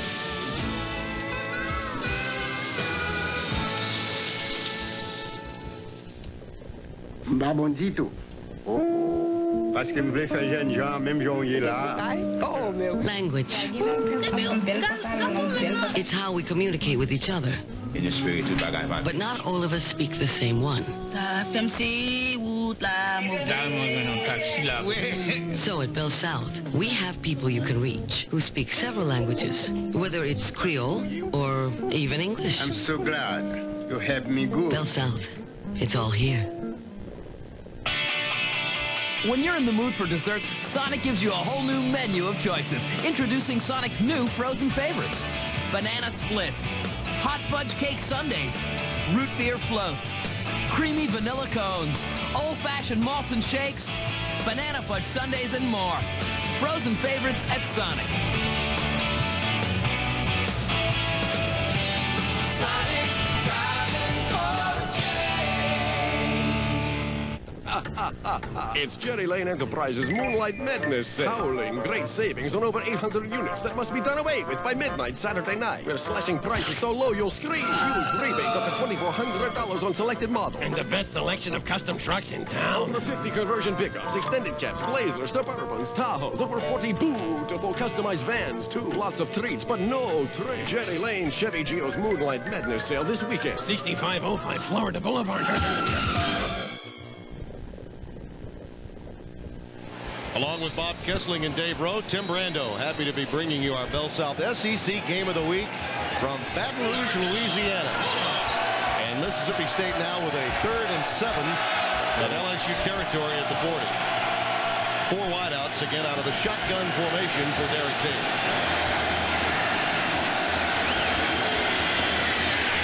Stansberry again. Markers down. This is going to be defense offsides. It's going to be a killer. Everybody's holding their breath looking at that yellow flag over there. Stansberry just on a straight blitz right from the corner. Untouched.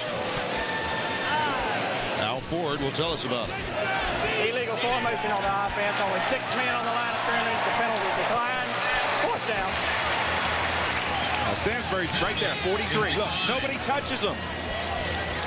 Tate has nowhere to go except back. Stansberry runs through him. Boy, that's what you want linebackers to do. Run through him. Don't run to him and dive, but run right through him and wrap those arms up. That's what Stansberry did so well.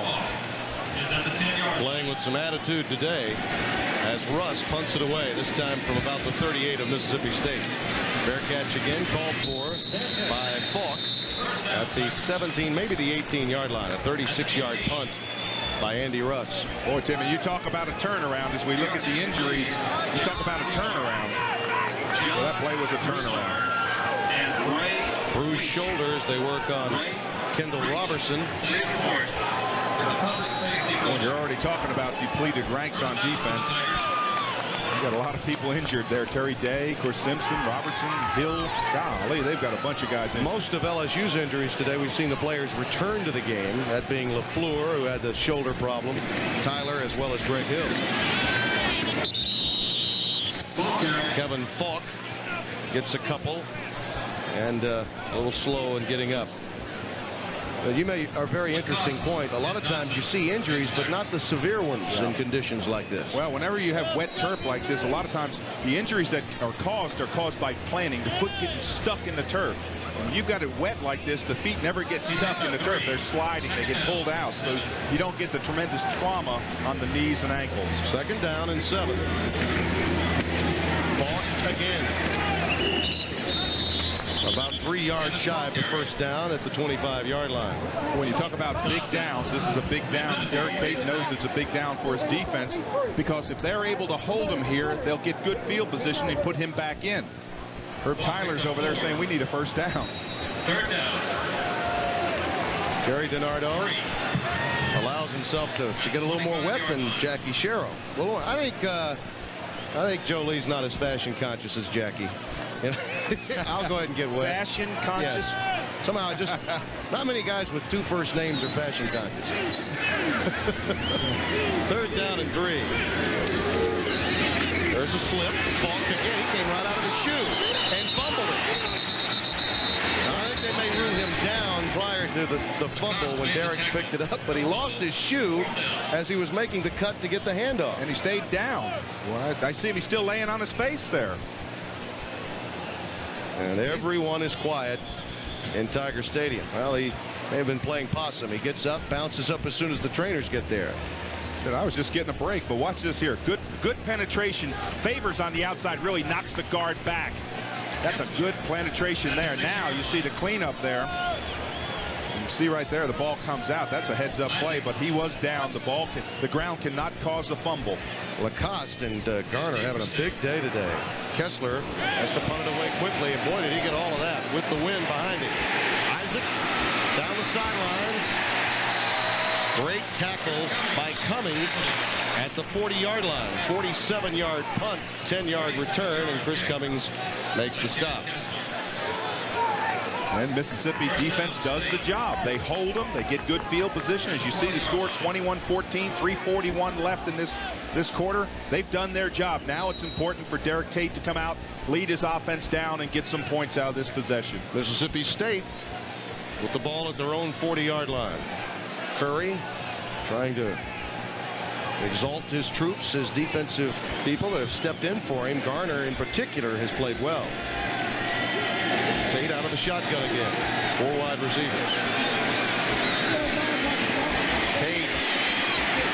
That pass thrown again behind Lahidi Grant, and it's that pass, the crossing pattern, that he's been consistently throwing a step or 2 behind his receiver. And if he leads Grant on that play, you're going to strike up the band, because Grant's on a crossing pattern, left to right, and watch if he leads him. If he hits him right there. Look at this. Nobody behind him. I mean, you see nobody in front of him. You're not going to catch him on the dead run. Tate is now 1 for his last 10. So he got off to a great start. At one point was 5 of 6. Now he's 6 out of 18. Buckhalter runs right into Sutton. Mike Sutton, junior from New Orleans. There's some young defenders, guys like Theo Williams and Johnny Mitchell, that are getting some ink, but Sutton makes the play right here. Boy, the defensive linemen love this. It's called tackled for a loss. And that's a big play. That's what they put up on the bulletin board. You can see Sutton gets up, celebrates it. 3rd and 15. Jeremy Jones has come back in, matching up with Denard Walker at the top of your screen. 4 wide receiver set again. Here comes Stansberry. Pass is thrown up into the air. Very dangerous scenario with Rayon Hill in position to come up with a pick. It'll be a punt formation coming for Mississippi State, and Tate's a little upset with himself. Well, he should be upset with himself because he really threw the ball. Remember the 2 interceptions he had in the Auburn game, but you just can't throw that ball up for grabs. That had interception written on it all the way out of his hand. I know he's under pressure, but you've got to just stay in there. Andy Russ will punt it away.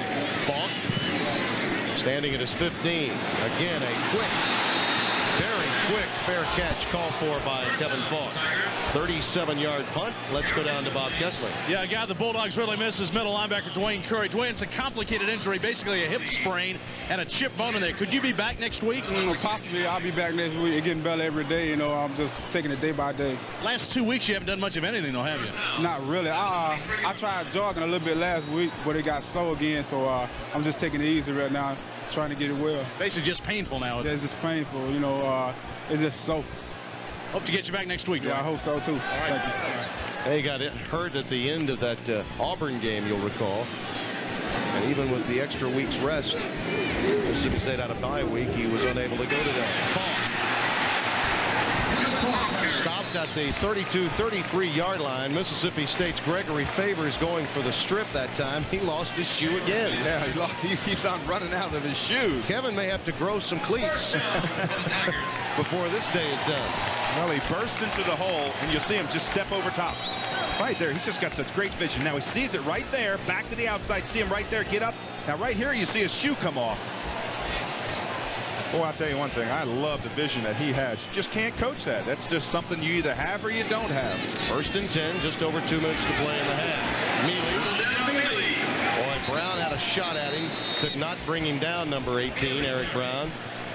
6-yard pickup for Mealy. McGill knocked him out of bounds. McGill finally knocked him out. It'll be 2nd down and 4. So Mississippi State's defense will be called upon here to get the job done. And keep their team within striking distance at halftime. Yeah, I think what they want to do is that Mississippi State just wants to hold them here, get the football back. 2 minutes left in this quarter. And they may have to tape his shoes on. A lot of times you'll see running backs, they'll tape their shoes on just to keep that arch forward up in there and keep it tight. Mealy, a huge hole. Stopped at the 45. Nelson, number 17, makes the stop. A 17-yard gain, and boy, they're really opening up some gaping holes, this LSU offensive front. Well, what they say is just get an even up with that defensive lineman, and I'll find the seam. You see the switching back and forth. If his offensive linemen just tie up, they just tie up the defense, then he just kind of scoots through. He's always looking. He, again, has that same vision that Faulk has. They just run to daylight. Double tight end look for LSU on 1st down. Tyler looking for Savoie. Nicky Savoie at the 13 of Mississippi State. Well, it was a jump ball, and the big guy from cut off Louisiana. He gets up to make the grab. Yes, he goes up and gets it. It's a throwback. What you do is you look strong side. Everybody's looking. Now watch, at the last second, you see him look back, throw the ball high, use that 6'6" size of Nicky Savoie. He goes up against the defensive corner, and he wins. Adesela Baton was there covering 25. He began to slip, and Savoie reeled it in. Driving rain starts again. Breaks a couple of tackles and manages the 10-yard line. Derricks made the stop. Gregory Favors had a shot at him. Yeah, they had a shot in the backfield. Watch the line play in here. Good shot right here. You're going to see right in here. You're going to see right there. You're supposed to make that tackle. See the difference between making that tackle and not making it? 5 yards. So a timeout taken by LSU. 53 seconds remaining. Both teams have 1 timeout remaining in the half. Well, the last time they were in this situation, they pitched strong side, ran that little pitch with that trap, used Perry on it to kick out, and got 2 great blocks. I think I'd go right back to it. It's been an entertaining first half. I know Bob Kessling has plans to keep it that way come the intermission. I tell you what, the wind has really picked up and the rain is now driving. At halftime, then we're going to talk to both coaches to get their thoughts about this first half. Also, we'll look at the plays of the week from the past in the SEC. We'll get you caught up to date on the statistical leaders. And also, we might have a surprise or two for you at halftime. Coming up in just a couple of minutes. Bob, you need to call makeup. I'm telling you, we're nice and dry up here, but either he's sweating really big or the lens is getting very wet. Well, if anybody can do it down there, Bob Kessling's got a lot of experience in the mud. Second down, 8. LSU at the Mississippi State 10. Tyler almost fell while going back over the middle. And that one could have been caught. Chris Beard had it. He knew he was going to be popped. That might have had something to do with the drop. But the pass could not have been thrown any better. I thought Anthony Derrickson was going to get this. Watch number 6 react back there. He's right on the bottom of your screen. Right there. I thought he was going to get the football when it popped up. I think he heard footsteps from Derricks. Oh. Yeah, watch number 6 come into this picture. Derricks is 6. Watch the ball. It almost goes right in his hands. Right there. He had it in his hands. Third down and 8. Faulk is the lone setback. Yamon Adams, number 5, is in the game at the bottom of your screen. Draw on a Faulk. Faulk. Well, he may have the first down. Well, that's a good call down here. Now you got to run hurry up. No, that was nearly. Well, that was nearly a. He wants him to spike the football. Yeah, he has to spike it. Clock will reset. I think he may have fumbled the football as he hit the deck. Yeah. And that was the reason for the concern as he went down to the field. Somebody, I believe, Adams came up with the ball. Someone came up with that ball, and so now the question is it first down? And it is a first and goal for LSU. Boy, and LSU really gets a break there because what they did is they got the chains moved. You see, he was trying to call for the spike, trying to run the clock, to stop the clock. 32 seconds left, and he gets the chain measurement, which stops the clock. And, you know, I think the fumble actually helped him. It got the chains out on the field. High formation now. Faulk again. Touchdown, LSU.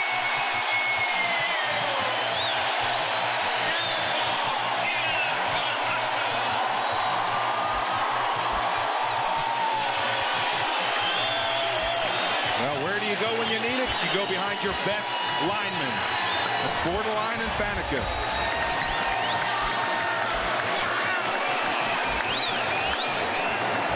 That's a soggy but happy coach. And the extra point by Ritchie is good. 28-14. LSU leading by a couple of touchdowns and an important drive to close out this half. Yeah, huge drive. Drive to the run to the left side there. You get a good block, good kick out from there. That's Thomasy. The left tackle gets a good block out there, and then you just kind of push in there. It's Faulk's 9th touchdown. He knows where to go. He just kind of wiggles his way in there, follows those big men. He has 125 yards rushing on 21 carries. We've only played a half in very difficult conditions for a running back. Hey, Bob Kessling did find something to keep him dry. I lived down here for a lot of years, and I can tell you, you could see that almost any day. Every day can be Halloween at times to this part of the country. They know how to have a good time. Kevin Faulk is certainly having just that, a good time in this first half. There's Isaac, who has a 60-yard return today. Boyd will kick it away. Just 18 seconds left. Gives it to the up back. That's Greer. Come to the end of the half. He'll hit the deck at about the 33-yard line with 12 seconds left. Greer, return the kickoff. When you see the center of that field starting to get chopped up. Busy day for Mr. Faulk. Already over 100 yards. That's a great game for a full game, and he's only at halftime. Field getting beaten up. That makes that touchdown to close out the half very important to extend your lead in these conditions. Very important. There are 7 inches of sand under this field that helps absorb the saturation, but no tarp to go on top of this field when they knew the rain was going to come down for the last couple of days. Greer takes it right up the middle. Yeah, I thought it was interesting in talking with Jerry DiNardo. I said, what'd you do about the tarp? He said, tarp? What tarp? That's over on the baseball field.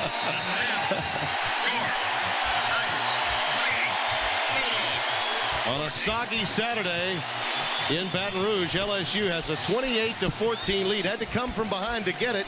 Had a couple of key defensive plays to turn the game around. And let's go down to Bob Kessler. Coach, talk about the first half. Well, you know, it was tough in the beginning. I think it's going to be a tough second half. Our team's fighting really hard, and so is theirs. The weather obviously is going to be more of a factor than it was the first half. That's why that last touchdown was real important. Does the weather change your game plan right now? Yeah, I think you have to be careful when you're coming out of your own end zone. That's why we played a couple series that way, the way we did. Coach, thanks. Thanks, Tom. Jerry DiNardo heads to the locker room. His team fought from behind to take the lead, 28-14. And a rainy Baton Rouge. We'll have more at halftime coming up in just a moment. Today's Bell South SEC Game of the Week is brought to you by Sonic, where we invite you to drive in for a change. By Ford. Drop by your local Ford dealer today and check out 5 of the 10 best-selling cars and trucks in America. By Winn-Dixie, the low-price leader. And by Nationwide Insurance. Check the yellow pages for the Nationwide agent nearest you. We keep you moving, moving, moving. We keep you moving, moving. At BP, our high-octane Super 93 is formulated with our highest level of engine cleaning power. Super 93 delivers everything you demand in a premium gasoline, so you can concentrate on more important things. We keep you moving, moving. We keep you moving, we keep you moving. We keep you moving. Oh, everyone needs someone who will be there. Everyone needs someone on their side. Sometimes you know you need a friend. What's coming around the bend? Nationwide is on your side. The 12 schools of the SEC have a tradition of great plays in the stadium and excellent work in the classroom. Golden Flake is proud to be a corporate partner with the Southeastern Conference. In this partnership, we help students succeed through sports clinics, and we sponsor scholarships and academic programs. Golden Flake and the SEC, we have a commitment to excellence in the South. Just how strong is the Southeastern Conference? Strong enough to turn individuals into heroes and teams into champions by providing millions of dollars in scholarship awards. At Regions Bank, our employees have also built a strong award-winning team as we've grown from 3 small banks in Alabama to over 360 offices throughout the Southeast. All of us at Regions are extremely proud to be the official bank of the Southeastern Conference Championships. Follow the 1996 SEC football race all season on the internet. SECevent.com is your one-stop internet location for all the latest SEC football information. Take the Regions Bank SEC Trivia Challenge. Play Gatorade's Red Zone online. Or simply listen to what the coaches have to say. From statistics to interactive games and highlights, the site has it all. www.secevent.com. The rain continues to pelt down here at Tiger Stadium. The Golden Band from Tigerland is performing at halftime as the LSU Tigers are leading Mississippi State by a score of 28-14. Bob Kessler back with you at halftime, and it's a half in which LSU really came on late. They fell behind in the contest 14-7, and then they went to their running game. Kevin Faulk, of course, their outstanding tailback, get loose on an 18-yard shot into the end zone as the Tigers took the lead, which eventually they built it all the way to 14 points. The stat in the first half in these rainy conditions, LSU's running attack is starting to take hold. Look at on the ground, Faulk and Mealy have 194.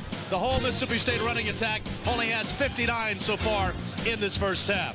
So LSU trying to stay. Right now they're one game behind Alabama. They're trying to win here today to take a look at maybe being tied for the top spot in the SEC West. Alabama plays at Tennessee this afternoon. Let's take a look at some of the best performers so far this year in the Southeastern Conference. The best of the SEC is brought to you by Sonic, who invites you to drive in for a change. Danny Werfel of the Florida Gators continues to put up big numbers. Last week, 17 of 30, 346 yards and 3 touchdowns against Auburn. He's second in the league in passing behind Tennessee's Peyton Manning. Robert Edwards of the Georgia Bulldogs is creeping up the rushing chart at 130 yards and a touchdown, leading the Bulldogs to a victory over Vanderbilt last week. He's third in the league in rushing behind Deuce Staley of South Carolina and Kevin Faulk of LSU. Riedel Anthony, 3 catches and 91 yards, 2 touchdowns against Auburn. He's second in the league in receiving behind Tennessee's Joey Kent. 2 Alabama players tied for the sack lead in the SEC, Chris Hood and Michael Myers with 6 each. And that's a look at Sonic's best of the SEC. So those are some of the best performers in the Southeastern Conference. And now the Tiger fans here still sit in the rain, drenched, but enjoying so far what's been a terrific first half. Our SEC player of the week is a guy who has his football team on the top of the heap in college football. The Bell South SEC Player of the Week is Florida Gator quarterback Danny Werfel for the second time this year. Last week against Auburn, Werfel was right on target again. He had 17 of 30 passes, 346 yards and 3 touchdowns, and leading the Gators to a 51-10 win over Auburn. Werfel also leads the nation in passing efficiency and is the SEC career record holder in touchdown passes. Congratulations to Danny Werfel, this week's Bell South Player of the Week. The Tiger Band concluding its halftime performance here at Tiger Stadium in Baton Rouge. LSU leads Mississippi State 28-14 here at halftime. We'll be back with more activities from Tiger Stadium in just a moment. The Outback is all Madden country, and out here they have their own kind of tailgating. Outbacking. Check out that perfect end-over-end. That's all Madden. These seasoned pros are ready to go. That's all Madden. And there's no penalty for piling on. You'll always find a great steak and a great time at Outback Steakhouse. One thing I never hear in the Outback is, that's all Madden. Outback Steakhouse. No rules, just right.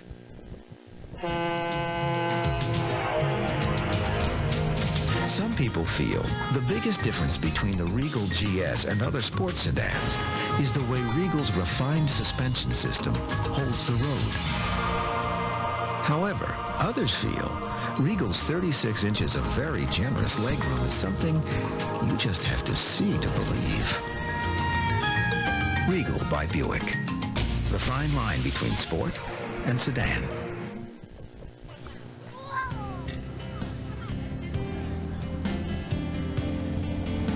I pledge allegiance to the flag of the United States of America and to the republic for which it stands, one nation, under God, indivisible, with liberty and justice for all. Mississippi State University salutes alumnus and retiring Congressman Sonny Montgomery.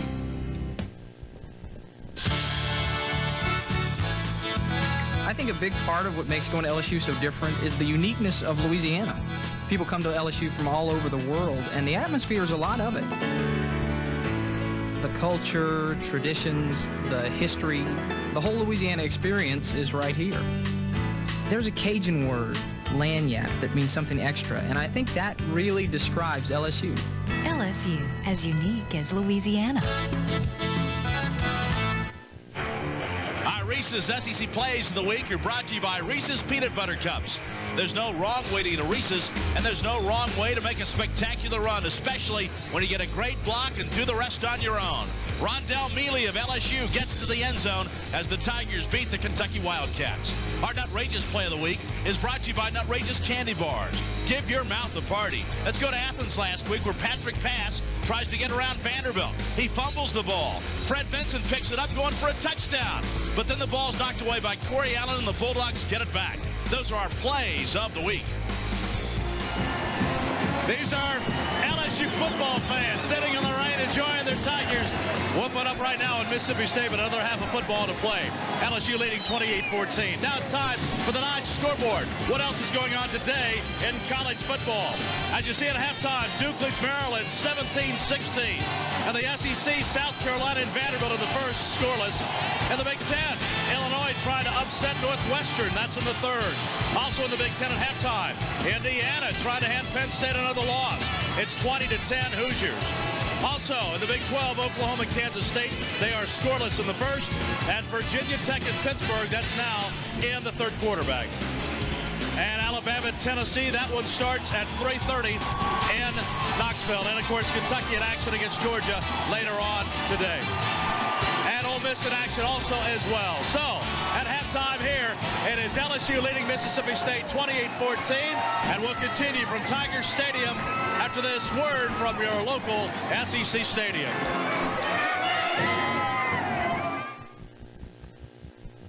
Governor Mike Foster for Woody Jenkins.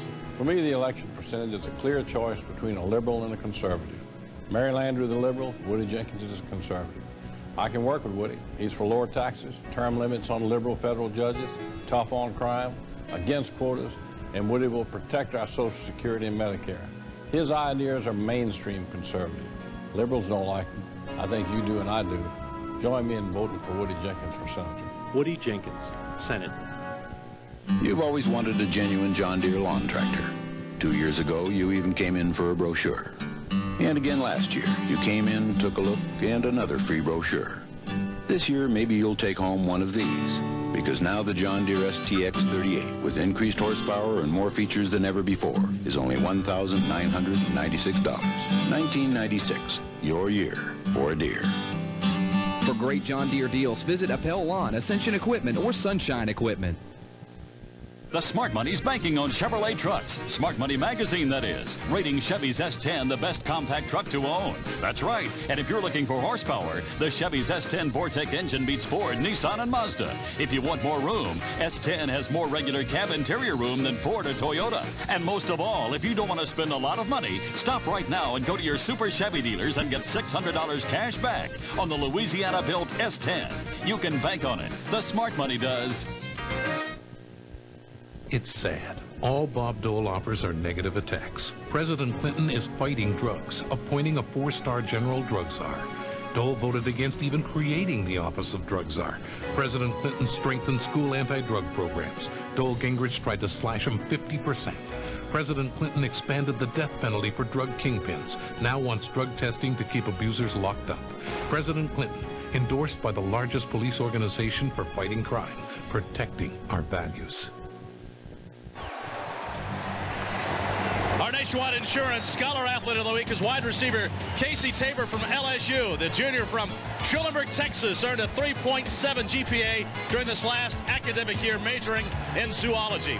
Congratulations to Casey Tabor, our Nationwide Insurance Scholar Athlete of the Week. You can see right behind us, there are already puddles in the middle of the field. We told you there is about a 7 to 8 inch base of sand here, but when that water gets saturated and goes through that the sand, then it just becomes puddles, and that's where we're right now. We also want to remind local stations, you can see how hard it's raining here in Baton Rouge. We might have some transmission problems. Hang with us. We're trying to get them fixed. So a lot of things are going wrong. One thing going right is the way LSU is playing in the first half, leading Mississippi State 28-14. To set up the second half, let's go back upstairs to two guys that are dry as a bone, Tim Brando and Dave Rowe. I don't know what troubles him. It's a beautiful day as far as I'm concerned. Yeah, aren't you dry? Yeah, I don't feel much. It's not raining up here, Bob. No, I get the feeling he's trying to send this tape to CNN for hurricane coverage. Oh, mercy. You might want to consider Bob Kessling for hurricane coverage in the future. You know, this game, though, when you think about it, we had a lot of offense, even with a muddy track early in the ball game, by both teams. Mississippi State had a tremendous first quarter. Oh, they certainly did. They started off with a bang. They got their team going. They drove the length of the field and scored. And that really started off. It was a good first start of the game, but they've kind of tailed off a little bit, Derek Tate especially. Obviously, when you consider the way this game got underway, a 52-yard drive, and Greer got an easy 6. Mississippi State was off and running. Yeah, then all of a sudden they pitch it outside. And watch this little pass to Foster. That makes it 7-7. Derek Tate, though, can't throw one much better than this to Matthew Butler out of Baton Rouge. Yeah, now Mississippi State's ahead now, right back. You see right there, you see Mealy going, he scores and brings it back 14-14.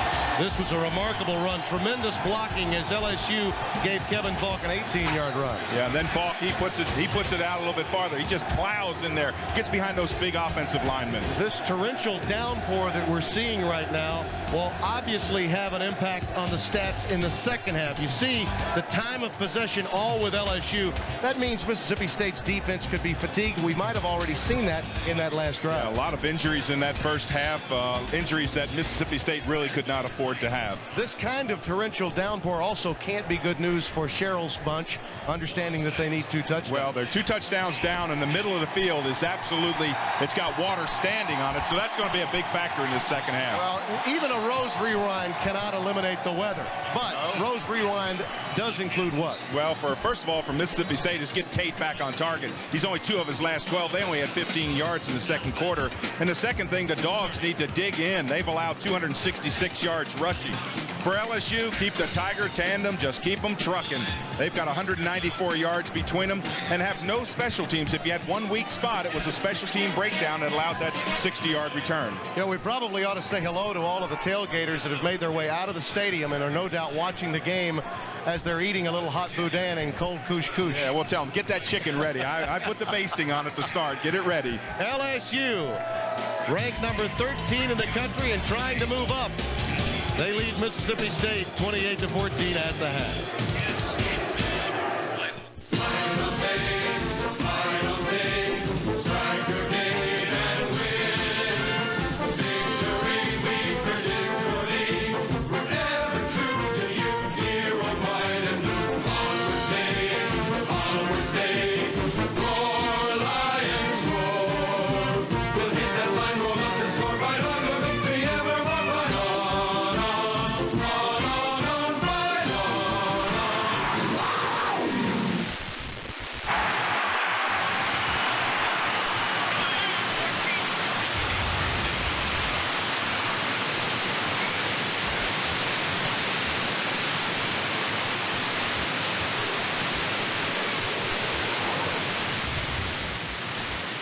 Hitting a woman makes you a big man.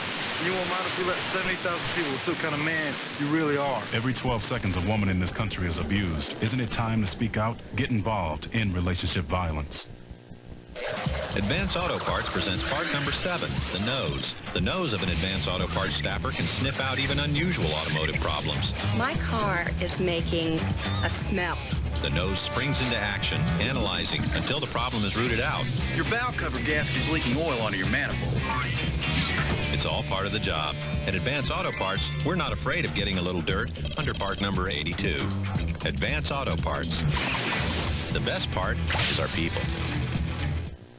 Remember the heart-rending pleas to help hungry children? Well, Woody Jenkins started his own charity that was supposed to feed children in Central America, but a lot of the money went into his own pockets.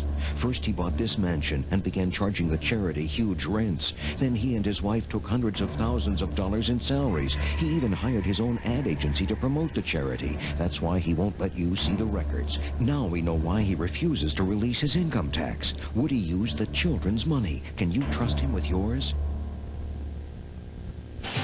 Jefferson Pilot Sports' exclusive presentation of the Bell South SEC Game of the Week is brought to you by the Jefferson Pilot Life Insurance Company, the vision to power your dreams. By your local Toyota dealer. Toyota, I love what you do for me. By Burger King, where you can get your burger's worth. And by the new Dodge. See the friendly Dodge dealer near you.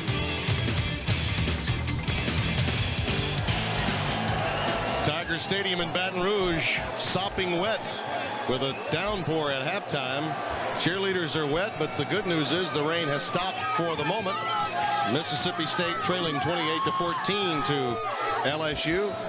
Bob Kessling talked earlier with Jackie Sherrill.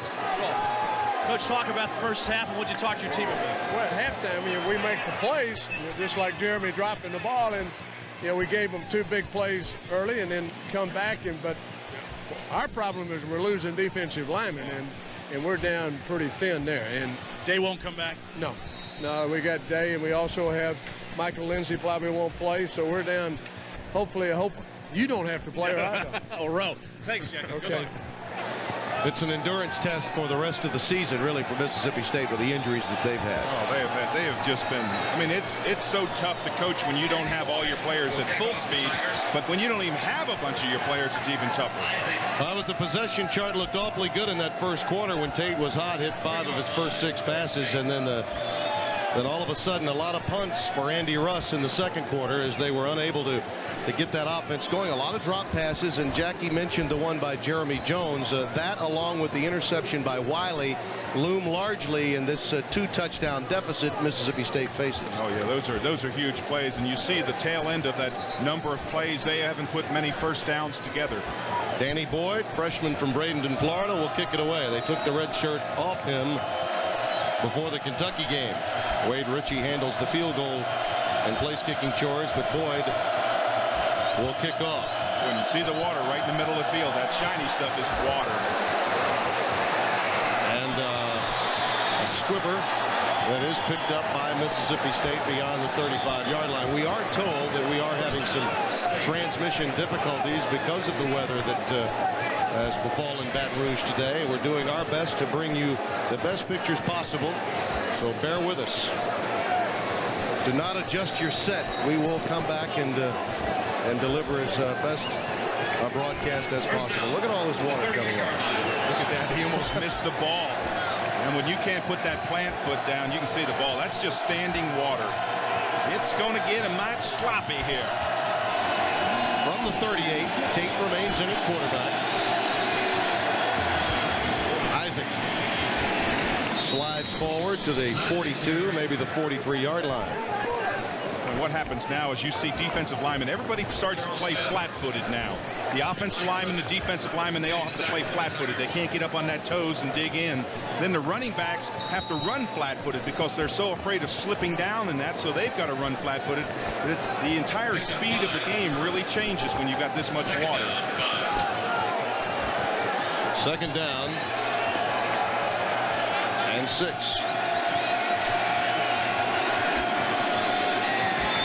Isaac again. Chuck Wiley makes the stop. Number 55. We mentioned a junior player that really does need to step up. He probably got some good news that he's a finalist or semifinalist in the Lombardi Award this week. Has already cashed in with a vital kickoff to lead to an LSU touchdown when Mississippi State frankly was driving. That was the last decent drive Derek Tate had going. And it's big and really important now for Tate to get a good pass in this situation. It's almost a sure pass situation, and sometimes the passing is the thing where you can really pick up in the rain. Double tight end look though from Mississippi State. Belcher in motion, and they pitch to Isaac. Nothing doing against LSU's defense. Charles Smith, 35, freshman from New Orleans, the middle linebacker who bypassed Marquise Spears on the depth chart with a nice job. Watch Smith, 35, slide the line. He's going to meet him right at the intersect of the line. Right when the back turns up, bang, hits him right there along the line. That surprised me because I thought Tate would go to one of those passes, just one of those little dump passes. Sometimes receivers really have an advantage in the rain. I know the ball's wet, but the footing is slippery. Andy Russ will punt it away. Faulk is standing at his 10-yard line. It's a high punt. Fair catch again called for by Kevin. Just outside the 10 at the 11-yard line. LSU will have poor field position to open this second half. A 42-yard punt by Russ. And look at that. They backed up on that first series, which allowed Mississippi State a chance to get the lead, but then came right back with a 72-yard drive. Very consistent running game throughout the course of the entire half. I think the biggest series they had was when they were backed up on that 2-yard line. They didn't give the football right back. They drove it out. Nicky Savoy in the game and in motion. Right up the middle, Kevin Faulk. Paul Lacoste, number 20, makes his 9th stop of the day. Between he and Ernest Garner, between 54 and 20 in the maroon uniform today, there have been 16 tackles. 7 for Garner and 9 for Paul Lacoste. Foster comes back into the game. Savoie leaves, and look at that. They're going right behind Faneca and Bordelon. Yeah, you look at the total yards. There's only 14 yards to the left between both of them. You've got 180 yards to the center and right. And that means McClure, Faneca, and Bordelon. Kevin Faulk again with the carry. And let me tell you how hard it is for the linemen in this situation. First of all, you're big men. You got a lot of extra weight. You're all wet. You're sliding along. I mean to tell you, you talk about some tired puppies. When they get done this line, those offensive linemen will be flat out tired. See, they're already got the hands up on their hips. That's a sign of tired linemen. And they got to trudge through this stuff. At the 18-yard line. 3rd and 3. LaFleur and Pack both in at tight end. Faulk tripped up by Lacoste. Every time Kevin Faulk touches the ball, and even in these conditions, you get a feeling that he could break one. Oh, you sure do. I'll tell you one thing, Lacoste has really been busy. He's had 10 tackles on the outside. Now watch the slide at the tail end here. Great slide right there. That's your technical merit and your artistic impression. 1st and 10 LSU at the 27.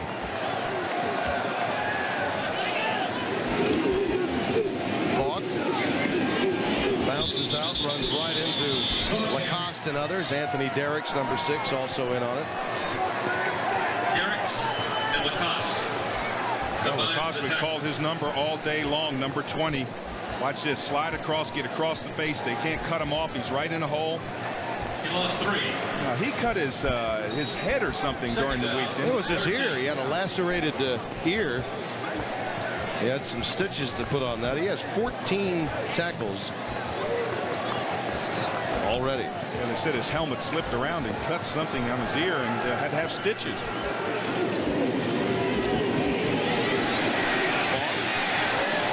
Boy, look at that. Just catapults to the 33-yard line. I think they're going to mark him down at the 32. Garner again. 7-yard pickup for Kevin Faulk. Well, it looks like he's used to running in the mud because he's staying up. He's running flat-footed, keeping those feet up underneath him. When he sees that little seam, he still has some explosion. He's going to be tired, too, because let me tell you, it really takes a toll. He had a school record 246 yards against Houston. And that was a comeback win. He actually put the ball on the ground a few times in that game, helped put LSU in a hole, and then ran them right out of that hole. And that come from behind win earlier in the year. Tyler keeps it and is down at the 35-yard line. I think what happened that time, I think Tyler just didn't want to risk the pitch on the play. That's the thing that this young man does. He's 9-1 as a starter, and we touched on it, but he's not going to make a poor play. I mean, he's going to give you a chance to win ball games, and he's not going to lose it for you, which as a young quarterback, most coaches just want their quarterbacks to keep them in the game. Kessler will punt inside the 25. Had to hurry it a bit. Isaac at his 30 and down immediately. Boy, Cummings has been down there on almost every play, number 19. 35-yard punt for Kessler. Mississippi State will have it when we return. 9:07 remaining in the 3rd quarter. Tigers lead it 28-14. Back after this word from Bell South.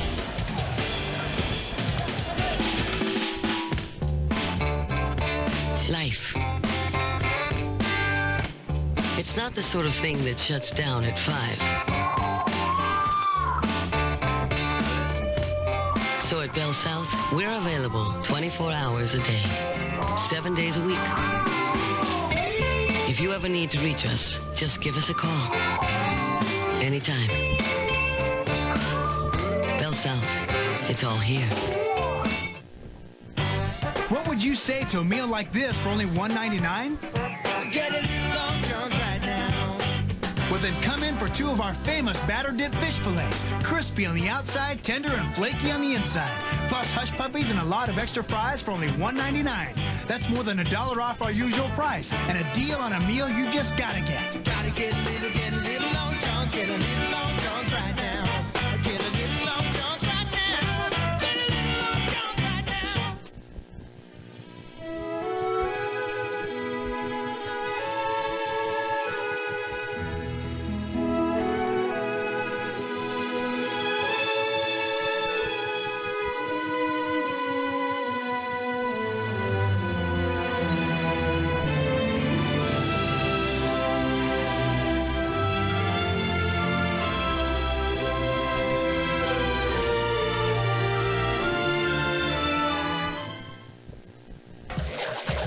Advance Auto Parts presents part number 26, the arm.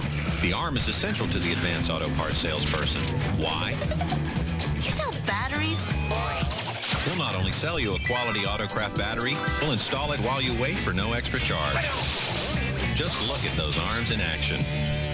Soon, you're on your way with a new battery, and you never even had to lift part number 59. Advance Auto Parts. The best part is our people. SEC football is brought to you in part by Advance Auto Parts. The best part is our people. Tiger Stadium holds a little less than 80,000. About a third of them have left to tailgate. That young lady and many other hardcore purple and gold faithful remain in this building to watch the Tigers lead Mississippi State 28-14. Tate, play action fake, dumps it out to Greer, his fullback. And he cuts it up and is out of bounds at the 45-yard line. That's more of what Lynn Amity, their offensive coordinator, had in mind coming in today, but he too, I'm sure, had to alter the game plan to some extent given the conditions. Well, of course, the rain really changes the complexion of the game, but they wanted to go to 3 and 4 wideouts, use Tate, roll him out of the pocket, throw those little run passes, use his scrambling ability, but that's all been negated. They had to go back to the basics. And then you start talking about losing players. It's been a tough day for Mississippi State. Woodbury and Lahidi Grant are the wide receivers at the bottom of your screen.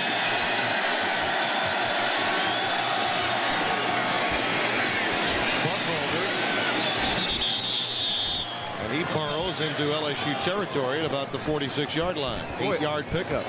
Tim, that's really surprising. I mean, I haven't seen a fumble. I mean, I don't remember a real fumble where they've gotten hit. This is just big man football, drive them off, slide across, but they're not able to pull that football out. That football looks like it's just glued in their arms. Well, we had the snap from center exchange for Tyler. That was truly a fumble and a turnover, but and then the hit that caused what was an interception for Wiley had. But other than that, you're right. The ball carriers have done a good job today holding on to the football. Another example of some power football. Gets it to the 35, and he's a little excited. Yes, he is. You see that pump. You want to talk about what it's like being a defensive back. Watch the tail end of this play. You're going to see Buckhalter run over top of Greg Hill, 25. Right there. Put the shoulder down. Boom. 34-yard line. He got up ready to do a little bench press. You see Greg Hill saying. His brother Melvin also did start a game at quarterback a season ago. Also out of Mansfield.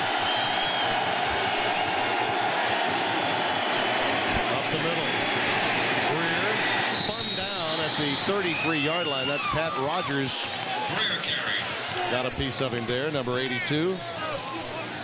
And you know, when you're in that locker room at halftime, you tell these guys, a lot of them will change their underneath shirts, T-shirts underneath, but you got to put those same wet jerseys back on.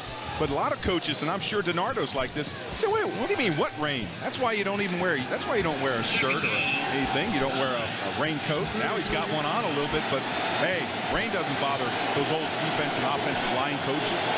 Second down and 9. Quick pitch into the boundary. No room for Buckholder.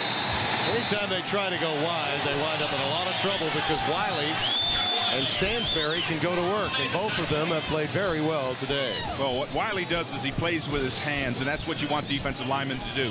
Not get knocked down. Play with those hands. Play across the face. When he cuts back, you're there. You make the tackle. Just play even up. You see Wiley 55 in there? That's just as well as you can play. Jeremy Jones checks into the game now for Mississippi State on 3rd down and 11. Jones will come to the bottom of your screen. Grant and Butler to the top. They're 3 out of 10 on 3rd downs today.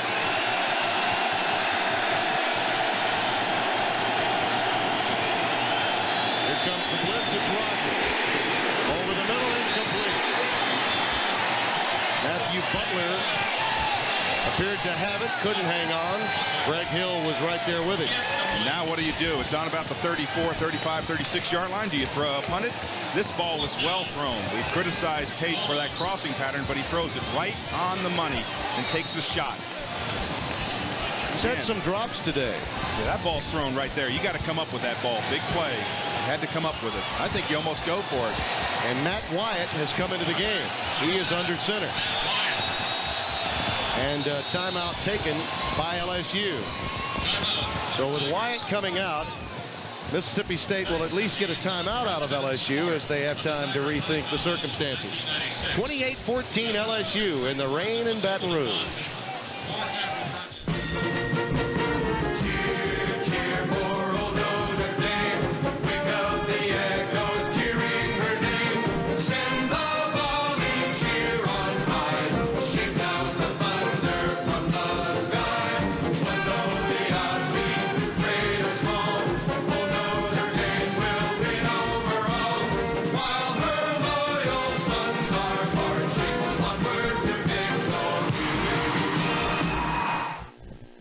I get here early to stock up on Texaco Haviland Formula 3 motor oil because it gives my engine complete protection.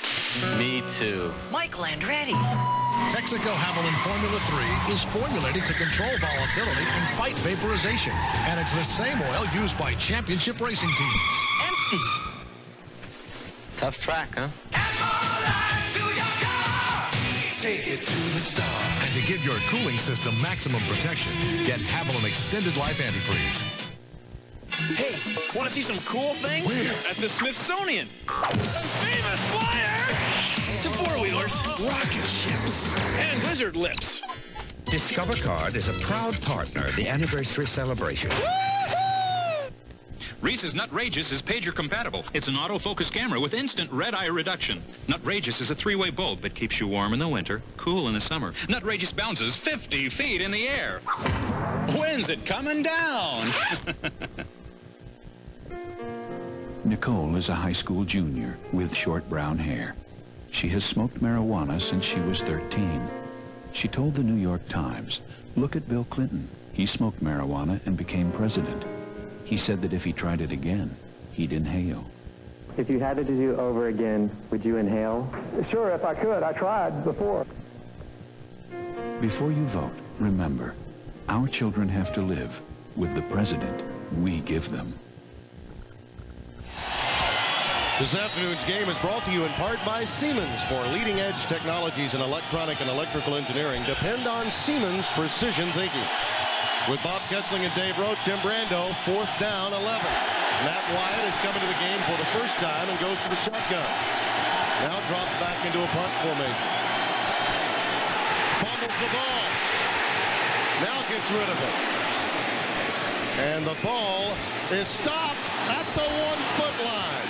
I think it went in, though. Now they're going to say the nose of the football got in. Well, what a play by Wyatt just to get rid of it. And then you're thinking it should land like a 9-iron, particularly in the pond that we have on the field of play. And that ball nearly stops right on the foot line. Yeah, there's the shift back to punt now. He's going to just try to pooch kick it over the center. He drops the football. Now look at the pressure. Still gets the ball off, and watch it. You can't believe that this thing rolls. This is unbelievable, but it rolls and breaks the plane. The nose of the football just got into the end zone by the scantest of margins, and problems again on the snap for Tyler. He barely got the ball, and then the confusion continued as the handoff to Faulk led to about a 3-yard loss. You see the snap here in the center. A lot of times they'll pull those hands out fast. You see he drops the football right there. Now Pitts gets it up and still gets it to the back. That says a lot about Kevin Faulk making the adjustment, too. Sure does. Fans are having fun. Aren't the kids having fun? 16 tackles for him. He doesn't mind the rain. Oh, and it's raining harder. 2nd down and 9. Well, they say he actually picked up a yard on the play. That's tough to do. Ball, look at that. In the rain. What a run to the 30. And that is leadership. Well, that's what you call leg strength, too. He just keeps on churning. He's not going to go down. I thought I saw a piece of his jersey get ripped off on the tail end. Watch this drive of the legs. Keep those legs moving. You'll break tackles right here. That's where he's hit. Now look, pull. You see the piece coming off the back of his jersey? Man, he just keeps on churning.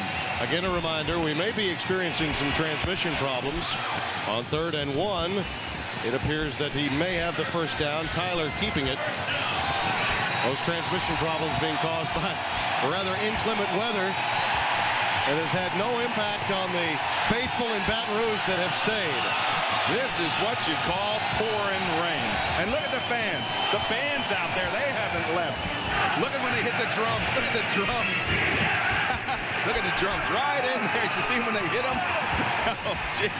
Well, they say the ball gets heavy. I wonder if those snare drums get a little heavier in the rain. First and 10 LSU. Ball. That one's on the ground. Mississippi State has it. Faulk kept those legs churning, and when he did, Lacoste made the hit. They give it to him. They give it to Mississippi State. Bulldogs have the football. Adam Perry was trying to lobby with the officials, the left guard for LSU, to say that he had it. But Mississippi State's Lacoste makes the big hit that puts the ball on the ground. And Mississippi State will have it when we come back, trailing by 14, but with good field position, albeit in the slot. Back after this local word.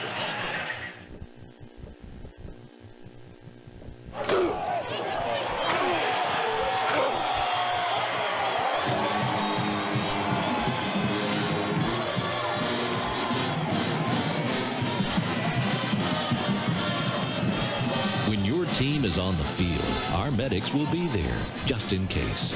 Every weekend, we'll be standing by at 100 high school and college football games. Acadian Ambulance and Air Med Services, looking after the ones you love. Have you ever thought about buying your auto insurance directly from an insurance company? You can with U.S. agencies, and here's why it's a good idea. U.S. Agencies sells auto insurance directly to you. No middleman. And that's savings right there. Plus, dealing directly with U.S. agencies means your claims are settled more quickly. Your quote is free, and you can walk out fully insured with your policy and ID card in your hand. Now, what does dealing direct add up to for you? Quality auto insurance for less.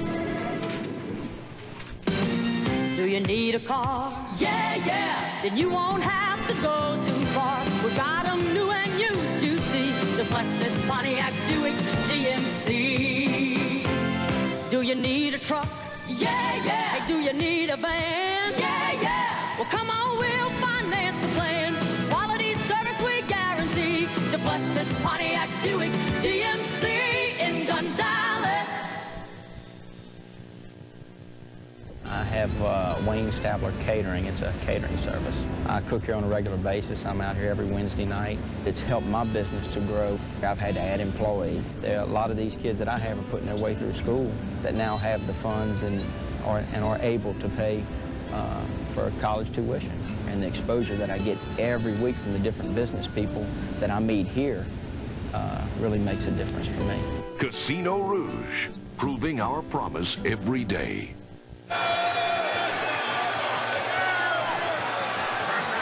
Tim, look at that waterfall. Watch this play now. Lacoste, 17 tackles, number 20. He causes the fumble, then watch Favors, 56, fall on it. His second fumble recovery of the day.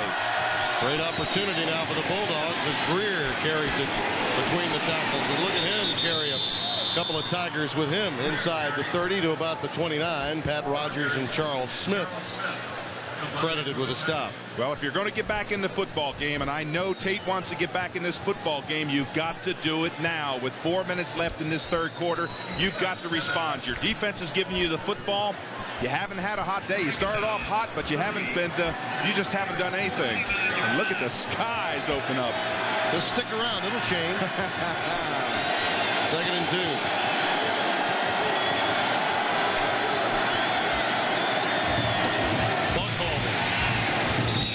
That'll be a first down for the Bulldogs at the 25-yard line.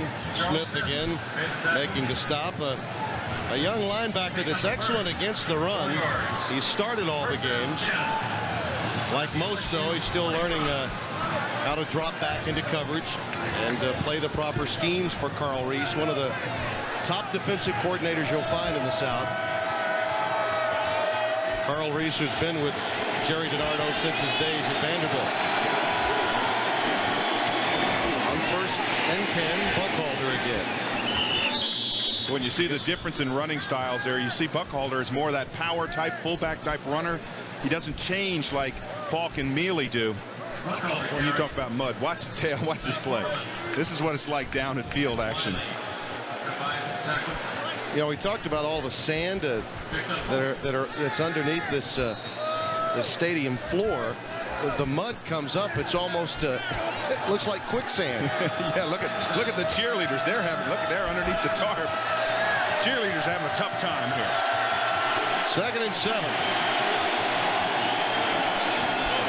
Play fake for Tate. He drops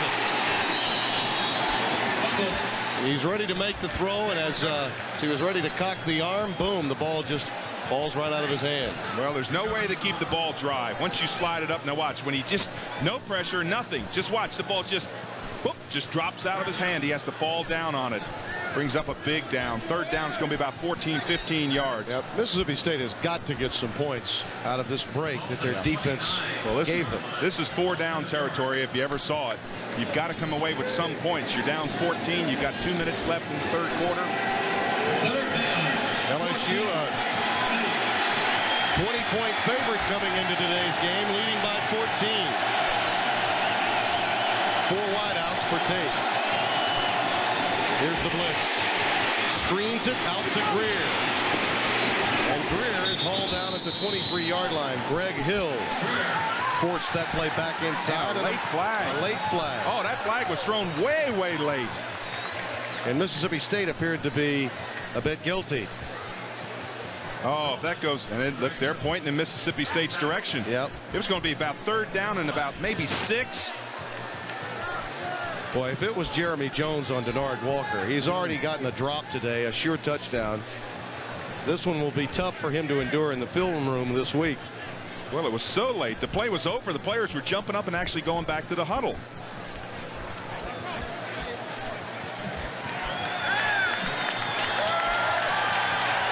Now we're having difficulty with Al Ford's microphone, which is not surprising, but it had to be on Jeremy Jones. Yeah, that's personal foul.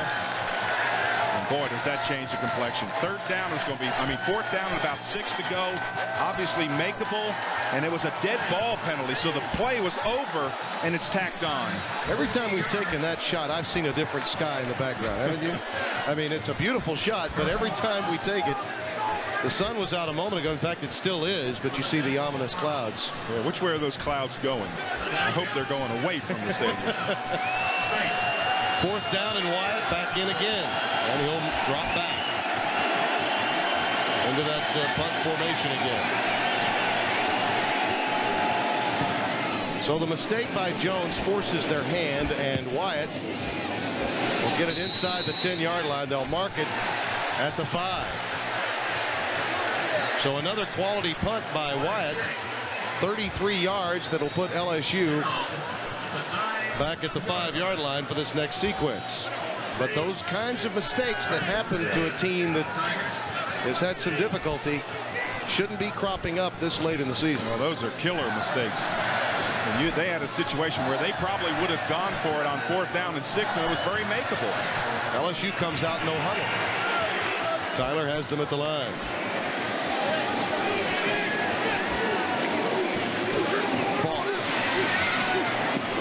Again makes the catch of Kevin Faulk, which has been a difficult catch today. Trying to catch up with Kevin. Well, don't forget you can spend New Year's Day at the Outback Bowl in Tampa. Send a postcard with your name, address, and phone number to the address on your screen. Register to win a trip for 2, including game tickets, hotel, and airfare. The winner will be announced during the SEC Game of the Week on November the 30th. You have to be 21 years of age or older to enter. More than crawfish to be found in Tiger Stadium today. Faulk bouncing outside again, waiting for his blockers to do the job. And he's very close to the 1st down. Paul Lacoste. Who else? He has been everywhere. Jim Nelson up there to help him just a bit. Number 17 out of that secondary.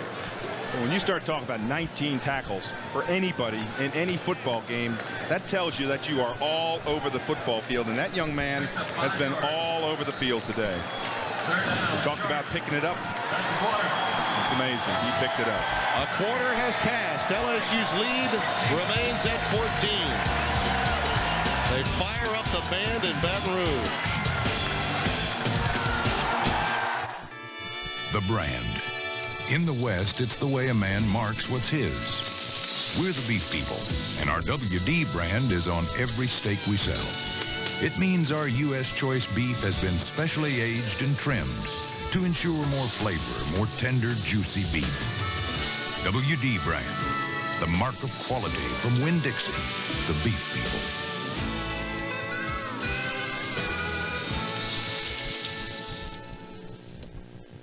Babonzito. Parce que me voulait faire jeune gens, même Jean là. Language. It's how we communicate with each other. But not all of us speak the same one. So at Bell South, we have people you can reach who speak several languages, whether it's Creole or even English. I'm so glad you helped me go. Bell South, it's all here.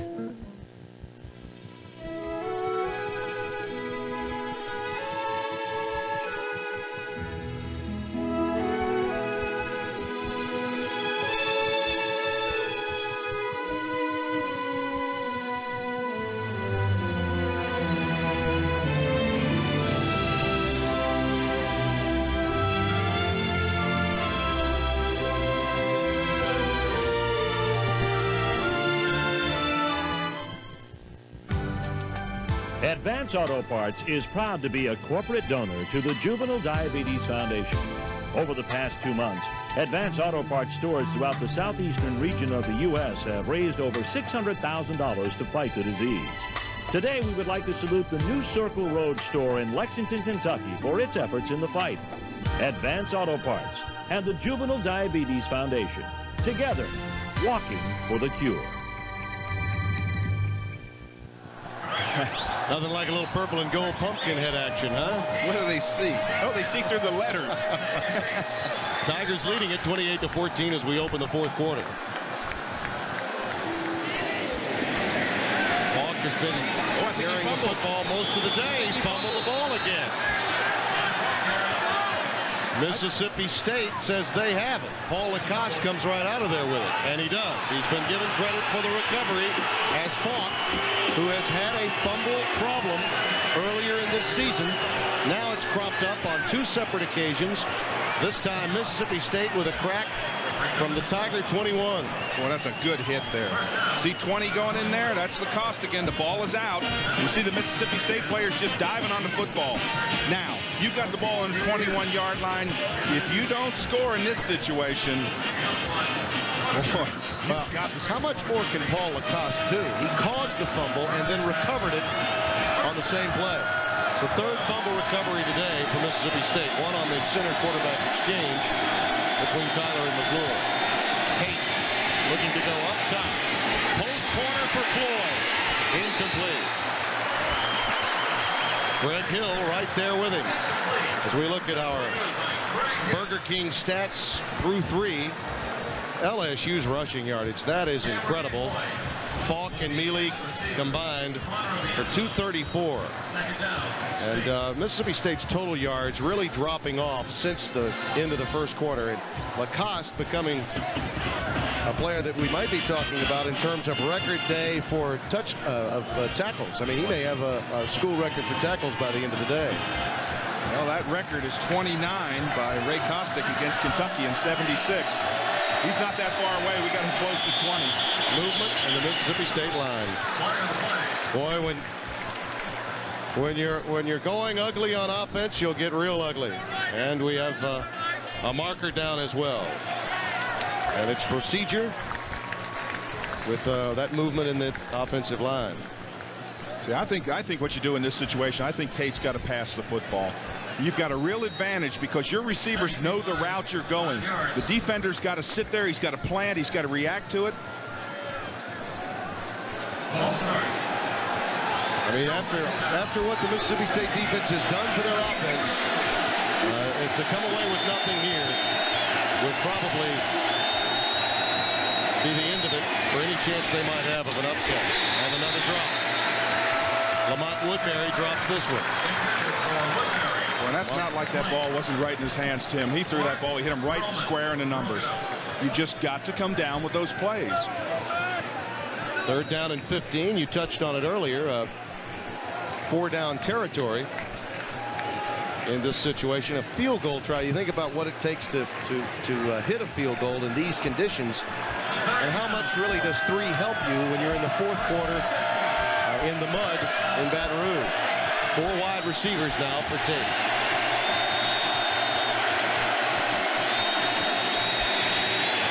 Steps up in the pocket. Not a bad idea to keep it.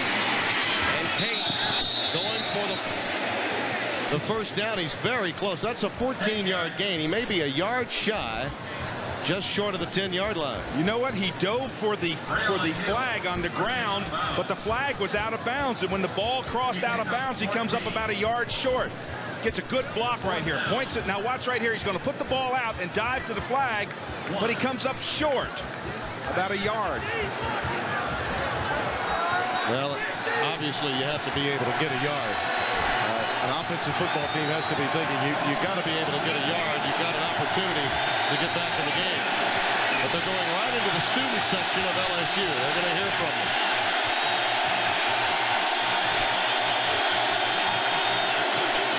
Isaac runs into a wall, but the second surge nets him a first down inside the 10 at about the 8. Boy, that's where those offensive linemen just love it. They say wallow down, hunker down, get those feet dug in the ground, dig it out. And they just love it. You see Ainsworth there, 59, 79, that's where they run. Power block right there. You see that's a good block by the up back. That's what you want to do. You just want to just plow in there. If you can't get a yard, you don't deserve to be in the football game. Greer and Isaac remain in the game. And Ainsworth and Brent Smith did the job with the rest of that offensive line in that sequence. Buckholder is now the I-back. And Buckholder inches forward to about the 5-yard line. Charles Smith, the middle linebacker, be credited with a stop. Now in this situation, you don't want to get real fancy. You just want to drive the football. Jerry DiNardo knows it. They're in that defensive huddle saying, hey, tighten up in here, guys. Well, you turn the ball over in games like this, and the underdog gets a breath of life in the 4th quarter. Suddenly you're in a danger zone, because now Mississippi State can play as if there's no tomorrow. LSU has plenty at stake in this game. They're still in a position to win the West. Alabama still has to play Tennessee today and then come here to play in Baton Rouge in 2 weeks. LSU gets a week off after this game. Tate's pass right through the hands of Lamont Woodbury. Boy, I mean, how can you miss that? How can that ball, you said, I think someone flashed in front of him, but he just didn't concentrate on the ball. Didn't look it in. Watch him. Top of your screen, he's number 1. He's going to come just on a slant. See the ball go right there? Somebody may have flashed, but the ball went right between his arms. Unbelievable.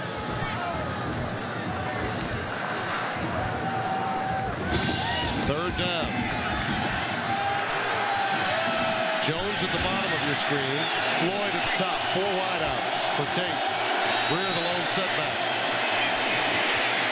Going for the corner. It is incomplete. Hill had a chance at an interception. Butler was the intended receiver. Oh, and LSU gambled that time. They blitzed from the outside and brought outside pressure. See, the outside pressure comes right in his face. Look at this. This is just a jump ball. Going up for the high for the ball. But again, you'll have to remember another drop, this time by Woodbury. It cost Mississippi State a chance for a touchdown. They're going to go for the field goal. They have to have some points out of this. A second turnover by Faulk. 23-yard try for Brian Hazelwood. He just does get it through. Boy, it just doesn't come easy when you're 2 and 3, does it? Jackie Sherrill does get a 3-pointer, and it's 28-17 LSU. From stock car racing to races on ice, Mobil 1 has never let a driver down. From 35 degrees below to 135 above, Mobil 1 has never failed. No wonder every Corvette, Viper, and Porsche comes filled with Mobil 1.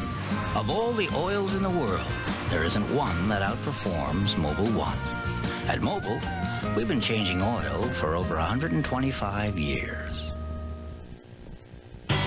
What would you say to a meal like this for only $1.99? Get a little Long John's right now. Well, then come in for 2 of our famous batter-dipped fish fillets. Crispy on the outside, tender and flaky on the inside. Plus hush puppies and a lot of extra fries for only $1.99. That's more than $1 off our usual price. And a deal on a meal you just gotta get. Gotta get a little Long John's. Get a little Long John's right now. Get a little Long John's right now. Get a little Long John's right now. It's not sleepy time down south anymore. From Kentucky to the Gulf Coast, from Texas to the Carolinas, business is growing and investment opportunities are springing up right in our own backyard.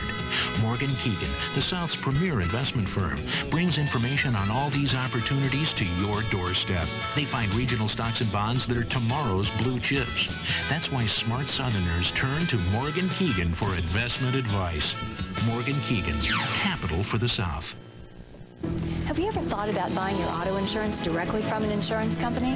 You can with U.S. agencies, and here's why it's a good idea. U.S. Agencies sells auto insurance directly to you. No middleman. And that's savings right there. Plus, dealing directly with U.S. agencies means your claims are settled more quickly. Your quote is free, and you can walk out fully insured with your policy and ID card in your hand. Now, what does dealing direct add up to for you? Quality auto insurance for less. Tim, 2 plays are really going to haunt Mississippi State. This ball goes right through. Look at that ball. Goes right through Woodbury's hands. Right through his hands. I mean, you've got to come up with that catch. That and the one by Jeremy Jones that was a sure 6 loom very largely. Now that we're in the second half of this game. Savoy takes the boot kick with a fair catch at the 25-yard line. Next week, our Bell South SEC game of the week, Tennessee and South Carolina, 12:30 Eastern, 11:30 Central Time. And the Gamecocks handling Vanderbilt in short order. That game being played in Nashville this afternoon. It's 20-0. Tennessee will play later tonight against Alabama. Maryland up on Duke in the 4th quarter in the ACC. Boy, how about Northwestern? Have they answered the bell after that Rose Bowl year? And my old Nittany Lions aren't answering the bell. You can hear Joe Paterno's voice right now. I sure can. Kendall Cleveland, who has been injured. I didn't know after Tuesday's practice how much, if any, he could play by Saturday, but he did practice well on Wednesday, getting a little playing time.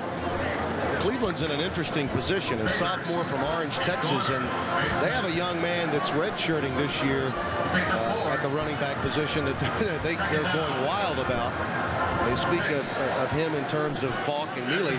Cleveland may be asked to play fullback in the future here. And I think this is a good move by Jerry DiNardo. You bring Faulk over, you let him see the importance of his fumble, and you sit him down. And a near interception by Mississippi State. Eric Brown had a shot at it. That out pattern was intended for Chris Beard.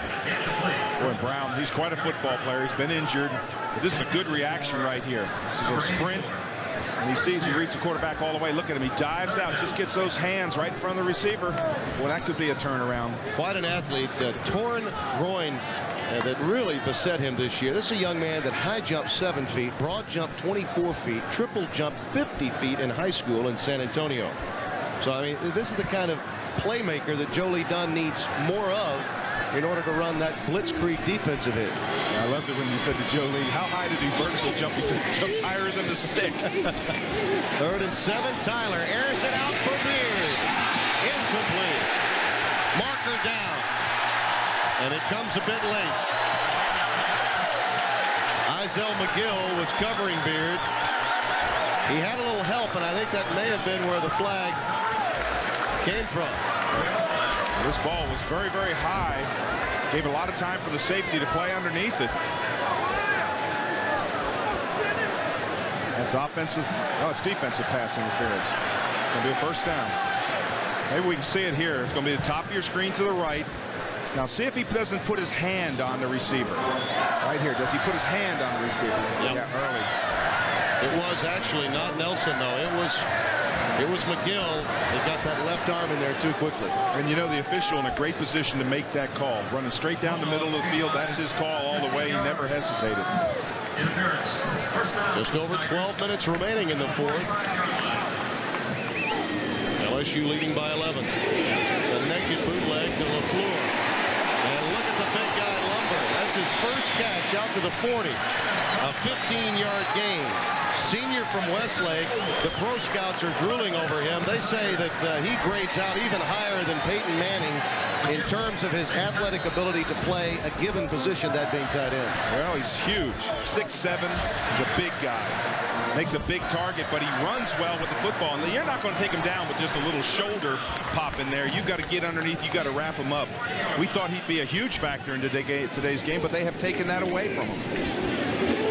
Cleveland down at the 36-yard line. And interestingly, Jerry DiNardo, as well as Morris Watts, told us that they had gone against some teams this year where it was obvious they were taking LaFleur away. Yeah, they were putting a couple of guys on David LaFleur.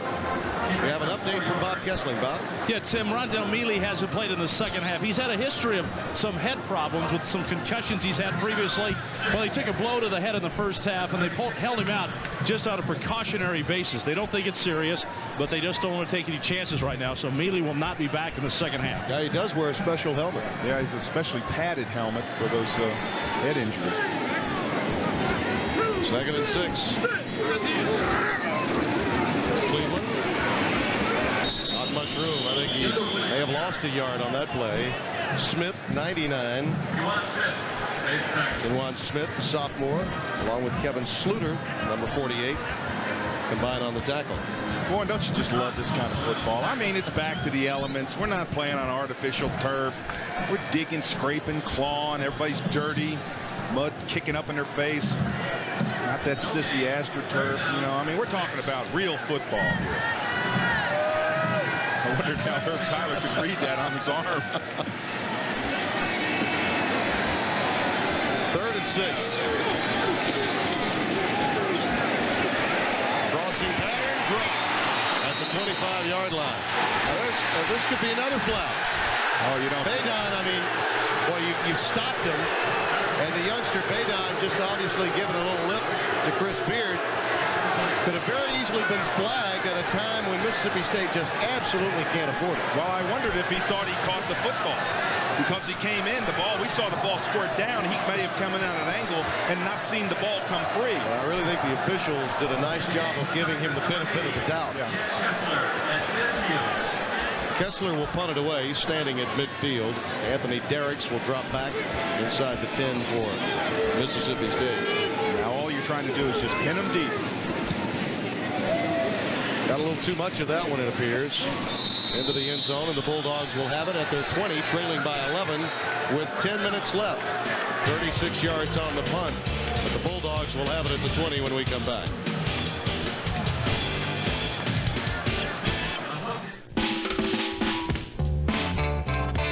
Life. It's not the sort of thing that shuts down at 5. So at Bell South, we're available 24 hours a day, 7 days a week. If you ever need to reach us, just give us a call. Anytime. Bell South, it's all here.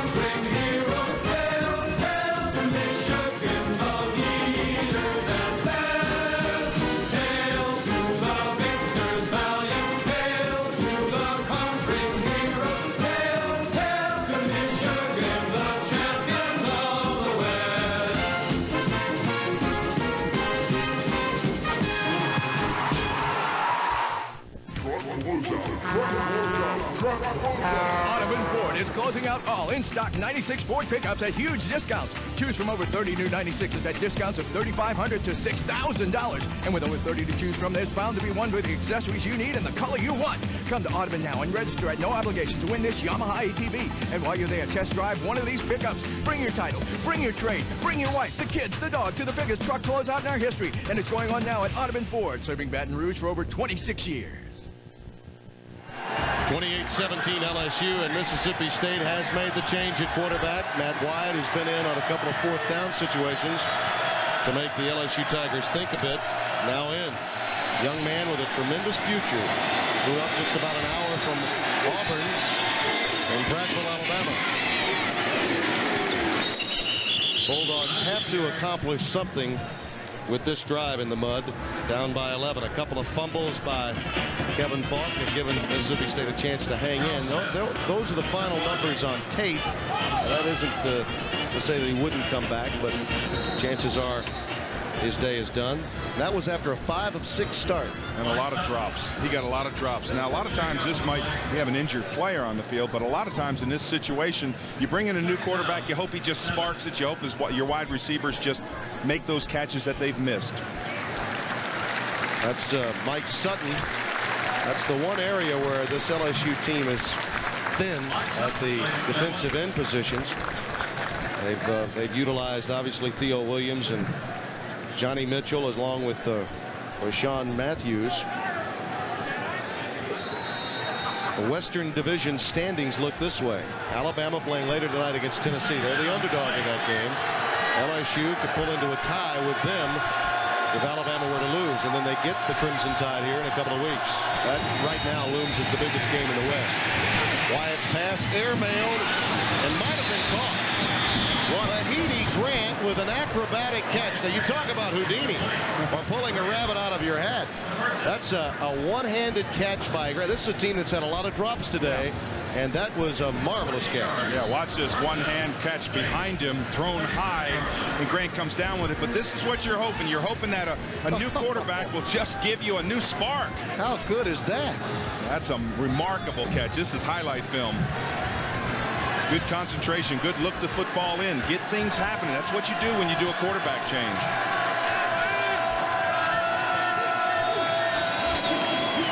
Wyatt.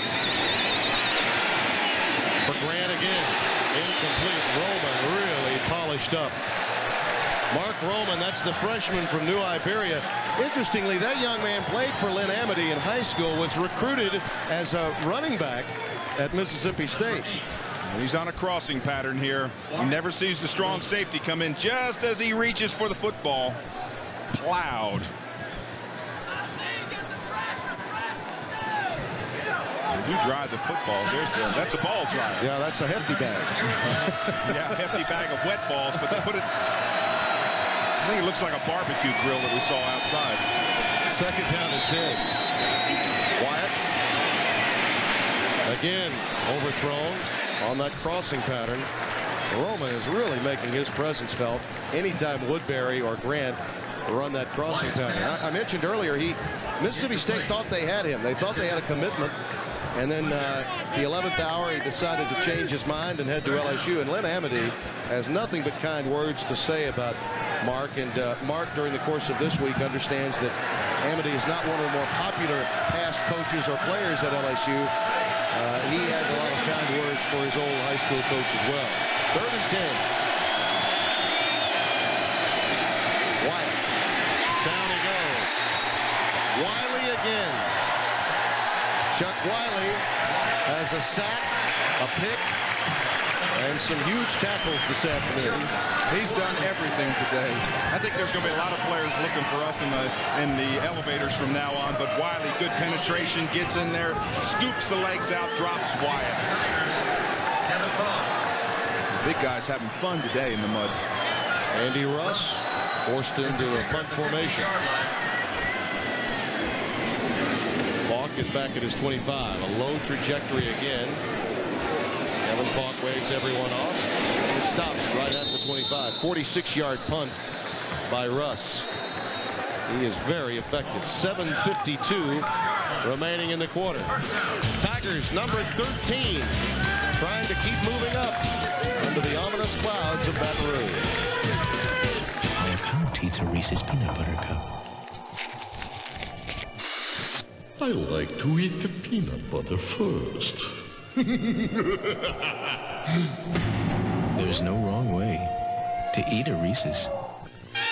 You want me to tell you what my Discover card statement says? I love Puccini, Victorian bubbles, and housewares. My hair. Cashback bonus award is... How many credit cards make a statement like that? Wonderful. It pays to Discover.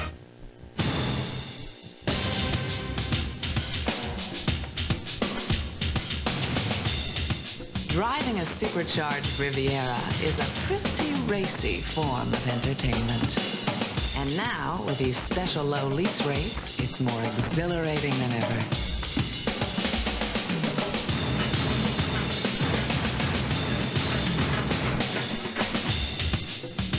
Riviera by Buick.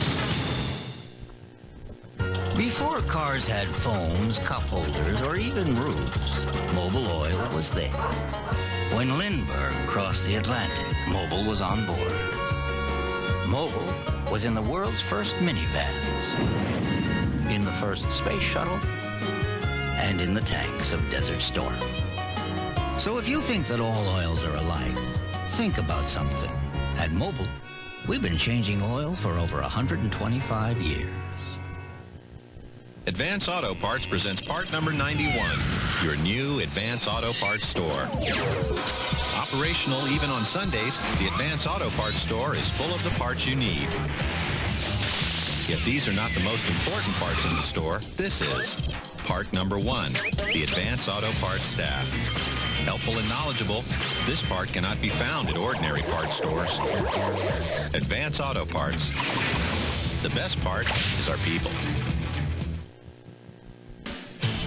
SEC football is brought to you in part by Advance Auto Parts. The best part is our people. With Dave Rowe and Bob Kessling, Tim Brando, 28-17 LSU, 7:52 to play. Tyler has Kendall Cleveland back in that tailback position again. He carries for a couple of yards. Faulk getting a rest, and Mealy, who got dinged a little bit in the first half, has apparently been cleared to practice and prepare for LSU's next game. You see the rushing yards for the Tigers. Now Kendall Cleveland with a chance to make some impact on what is already a stacked against the Bulldogs. Yeah, and you bring in a little bit more experienced running back in Kendall Cleveland. He's a sophomore, a little bit older than Kevin Faulk, or of course Mealy. He's a little bit more experienced. He knows not to drop the football. Tyler on the sprint out will opt to get to the sidelines. Not a bad decision with Ernest Garner moving in on you along with Eric Brown. By the way, Faulk today, those two fumbles gave Mississippi State some life here in the second half, but he has rushed for 170 yards. And you know, the thing that impresses me most about him, Dave, is that we didn't know how good he would be on a muddy track. He's got those short, quick steps that allow you an opportunity to get the job done tackle to tackle in the mud. Yeah, he keeps his feet up underneath him. He doesn't stretch out. He's not one of those runners that puts a lot of weight on the cut feet. He just keeps his feet up, real short, choppy steps, and he just accelerates. 3rd and 7. That's a fumble, and that's Eric Brown with it. And a break for the Bulldogs again. I mean, that's just blindside, backside pressure by Gregory Favors. And Eric Brown picks it up, and the Bulldogs have new life. I watched to see if his arm was going forward, and it's not going forward. It was still on the way back. How many more opportunities will the Bulldog offense get, courtesy their defense? Wow, that has to hurt. Gregory Favors, junior from Southside High School, Atlanta, Georgia. Punishing blitz. And those turnovers continue to crop up for the Tigers. Buckholder gets it down to about the 7-yard line. Well, you think of what Gregory Favors has done from his outside position. He has 2 fumble recoveries. He's forced to fumble. He's got a sack. He's got 6 or 8 tackles. He has had quite a day.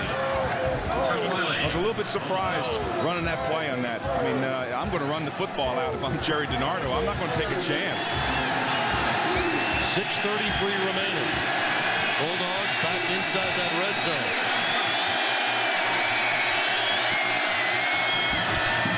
Buckholder about the 5. Now you can say what you want about LSU's problems in not having a pass rush. In conditions today, that's really not been a factor. But their defensive line and linebacking corps has done an excellent job of handling Mississippi State's run game really since the second quarter forward. Yeah, they have. They really have. They've shut it down. And I see a little bit more concern on Jerry DiNardo. You know, he was kind of coasting along here with this 11-point lead. He had the football. He's controlled the football game. But now, look at that. You see a little bit more concern as he walks along the sidelines. Woodbury's up at the top of your screen as a wide receiver. He and Grant. Grant will come in motion. Wyatt. Out pattern for Grant. Incomplete. Denard Walker up to the task in man coverage. Well, that's great coverage by Walker. He's got him one-on-one all by himself on the sprint out.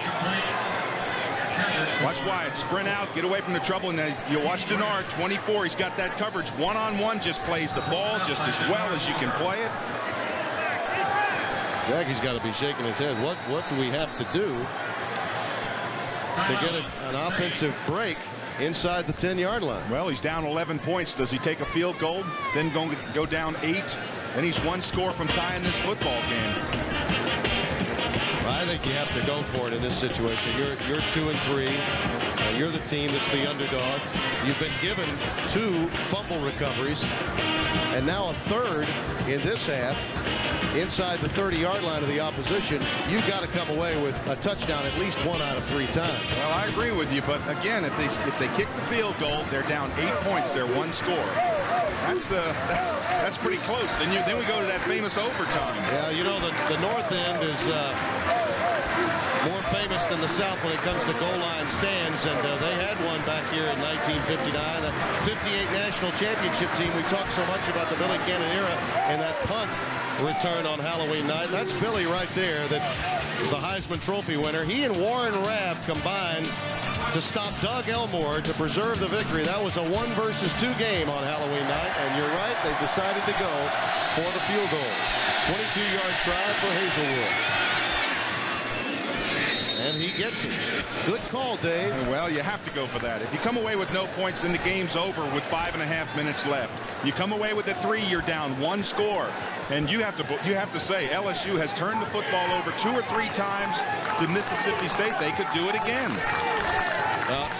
Jackie Sherrill almost got a defensive touchdown when Brown picked that fumble up. And he may be banking on the fact that his special teams or his defense have a better chance of scoring a touchdown than his offense. Well, now comes the situation, do you kick onside or not? I think in this situation with 5:30 left, I think you kick it deep, try to pin them deep, try to hold with your defense. Their defense has played strong football today. Try to get the ball back in field position. If you're LSU, you've got to be thinking onside kick, especially with the ball being as wet as it is.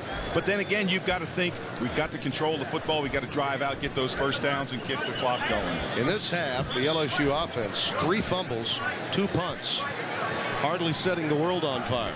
And Jackie Sherrill, the grizzled veteran that he is, obviously had this in mind all along when he accepted the 3 to make it 28-17 earlier.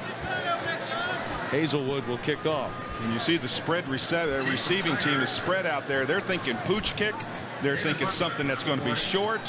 And you see them, they're all walking up now. You see how they're walking up? They're thinking they're not going to kick that ball deep. One thing to remember is Jeff Walker, who normally handles the kickoff chores, is not in there. It is Hazelwood, which would lead you to believe that they would be going for the pooch or for the onside. It is a pooch kick. Faulk at the 18. And Faulk gets it up to the 35-yard line. Tigers have the ball, but it's now suddenly a 1-possession game with the Bulldogs down by only 8. A touchdown and a 2-pointer could send it to, as Dave so accurately described, overtime. We've had 11 of the overtimes this year in Division I. Paul Lacoste, the leader of that Mississippi State defense.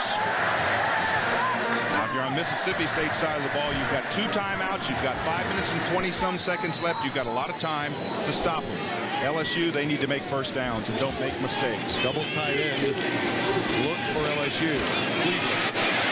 Kendall Cleveland bowls over Tim Nelson at the 40 up to about the 43-yard line. Boy, and that's a great first play for LSU. That's what you want to do. You want to pick up 6-7 yards, bringing up that 2nd down and 4 where you don't have long yardage on that 3rd down try. This is just big power men. You see them pulling out there, moving around the huddle. They're just kind of swallowing them up there. You see Fanica out there, 66 leaving, borderline. They're just playing smash mouth football. Jolie Dunn's defense opportunistic in the second half, but they need a stop here. 2nd and 2. And Lacoste, if he has anything to say about it, he'll do something. Savoy in motion. Marker comes down. I think he may have run out of time. Play clock. Oh boy, that's a mistake you don't want to make. 2nd down and 2. Now you're going to have 2nd down and 7. Play of the game, offense, 5 yards, still second down. He has got to look up in the end zone. Those clocks sit right out in the end zone so that you can see him. And he's got to look up when he comes up to the line of scrimmage. Every time you walk to that ball, you've got to look at that clock and see it ticking down. That's the view that he has, looking straight down the field at it. Well, mark that 5 yards. That may be a big 5 yards.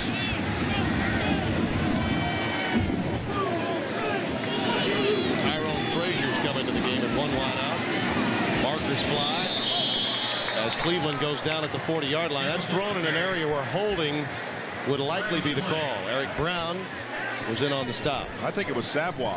I think number 11 held. When he came out there, I think it was Savoy. In fact, I see him looking over at the coach and going, holding, and I think it's on me, coach. Holding on the offense during the run, 10 yards in the spot, still 2nd down. Now you see the complexion change in this game when you have that 5-yard penalty. It was going to be 2nd down and 2. Let's go down to Bob Kessling. Bob? You know, Tim, I talked to Paul Lacoste after we did the Auburn-Mississippi State game. He was very disappointed in how the team played and the effort they gave. And I talked to him a little bit about that, and he said, I'll tell you one thing. There's one guy in this football team that isn't going to quit, and he's not going to let the other guys quit either, and that's me. And I think he is led by example today in this game against LSU. He sure has. And as we mentioned earlier, he missed vital practice time because of that severely lacerated earlobe. Been playing with a lot of courage today. Cleveland tripped up by Brown. Boy, that's one of those kinds of tackles that can many times cause a turnover. Cleveland, a nice job of holding on as he hit the deck. And now decision time. Do you use a timeout? It's 3rd down. It's going to be 3rd down at about 12-13. Do you try to run the clock and save the timeouts? A little somersault on the end here. Good job to hold on to that football. You see that other hand come up there. 3rd down and 12. And Mississippi State daring Tyler to throw the football. Look at Jolie Dunn. He's saying you got to get pressure on him, defense. He said you got to make a play. That's exactly right. 3:13 and counting. 3rd and 12. Cleveland. Again, same kind of tackle by Brown. And the crowd not happy with that call. They didn't like it, but it was a safe call. See, I think that's what you should have done on the last series. But again, think back to that 5-yard penalty. It was 2nd down and 2. You get the 5-yard line, 5-yard penalty. It changes the whole complexion of the game. Now you're going to give it back to Mississippi State with over 2.5 minutes left. The thing you have to remember, Jerry DiNardo, fool me once, that's okay, but you're not going to do it twice, or shame on me if it happens a 3rd time. We're gonna make Mississippi State's offense go the distance as Kessler prepares to punt. Isaac lets it bounce inside the 25, and it finally picked up. That was a little bit of a surprising move by Isaac. LSU's special team sort of relaxed a bit, and he said, let me go ahead and pick it up. Well, heads up play, picked up about 5-6 yards on the tail end of that play. So he got it from the 24 up to about the 31-yard line after it had apparently rolled dead. 28-20, 2:17 to play. When you talk about football, this is it. 2 minutes, 17 seconds left. You're 62 yards away from a possible tie. Most of these fans never thought they'd have to see their defense come up with a stop on the final series of the game, but Mississippi State has managed to hang in. Wyatt, straight drop. Out of the gun. Passing towards the corner. Almost intercepted. right in the hands of Greg Hill. Pass was intended for Matthew Butler. Well, Hill just zeroed in on that ball. Now they're in man-to-man coverage. They're playing a one-deep zone with like a safety. You see number 21 standing back there. He's like a safety. And now all it is just throw the ball, try to react, get back to the football. That's Rayon Hill, number 21. He's the safety man, standing way back, probably 25 yards off the line of scrimmage. 2nd and 10, out of the shotgun again.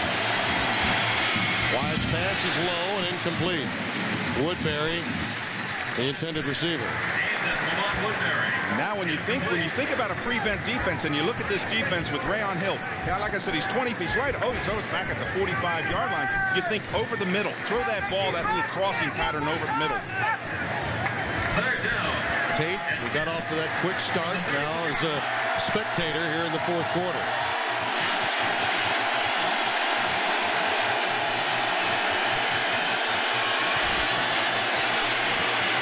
Wyatt's pass is caught. That's a first down at the 45-yard line. Jeremy Jones looking for some redemption after that drop of a sure touchdown pass in the first half. Clock stops with the moving of the chains. They've got time to get up on the line of scrimmage. Again, I don't know about this prevent defense. Is 25 yards off the ball. Makes a big hole in the center. Bulldogs have 2 remaining timeouts. Same holds true for LSU.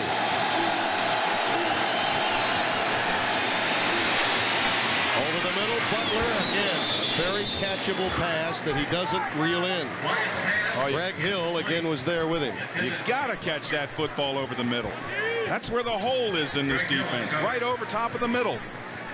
And that ball's thrown there. You got to come down with that football if you want to win the football game. 2nd and 10. Grant remains in the game. He's at the bottom of your screen. Again, 4 wides for Mississippi State. Out pattern, this time overthrown, intended for Jeremy Jones. The one thing that Jones is capable of doing, though, is you continue to see this out pattern. He can run that out and up. Yeah. That streak down the sidelines, very much in their arsenal. Well, when you play in the center, the safety off the ball. Look how far Rayon Hill is off the ball. He's 35 yards back. All he's doing is playing the quarterback's eyes, and he's looking for that out and up play. 3rd and 10. Wyatt's pass is incomplete. And another 4th down situation is coming up. Greg Hill was over there. May have got a hand on that one, knocking it away. Well, you've got to be thinking 10 yards. You can't throw short on this. You've got to throw for the yardage because of the wet field and the slips and everything. You've got to throw for the first down yardage. Why not burn one of those timeouts and talk a little bit about it? They will have 1 remaining after this. 1:30 is left in the game. Our Discover Card players of the game, Paul Lacoste and 19 tackles, a fumble recovery. Kevin Faulk, 32 carries, 170 yards, and 2 touchdowns. And as part of our Players of the Game Award Scholarship Program, Jefferson Pilot Sports will donate $2,000 to the Southeastern Conference to be distributed among its member institutions. Now, we have to remember, Faulk also threw for a touchdown to Larry Foster early in the game. And Lacoste has played a game today. I mean, when you talk about 18, 19, 20 tackles, that's all over the field. Talking to Dwayne Curry, who could not play this afternoon. Faulk, yes, a couple of fumbles to keep Mississippi State in it, but after all, he's the guy that staked the Tigers to the lead. And we understand why he's a true leader for this football team after watching him today. Oh, boy. That guy with that head still there, the tattooed head. And the shark still here, and there's not many people have left. Somehow I thought that guy with the artwork on the forehead would probably still be here. That was a good guess, don't you think? How about that band? A golden band from Tigerland. 4th and 10. It comes down to this play for Mississippi State.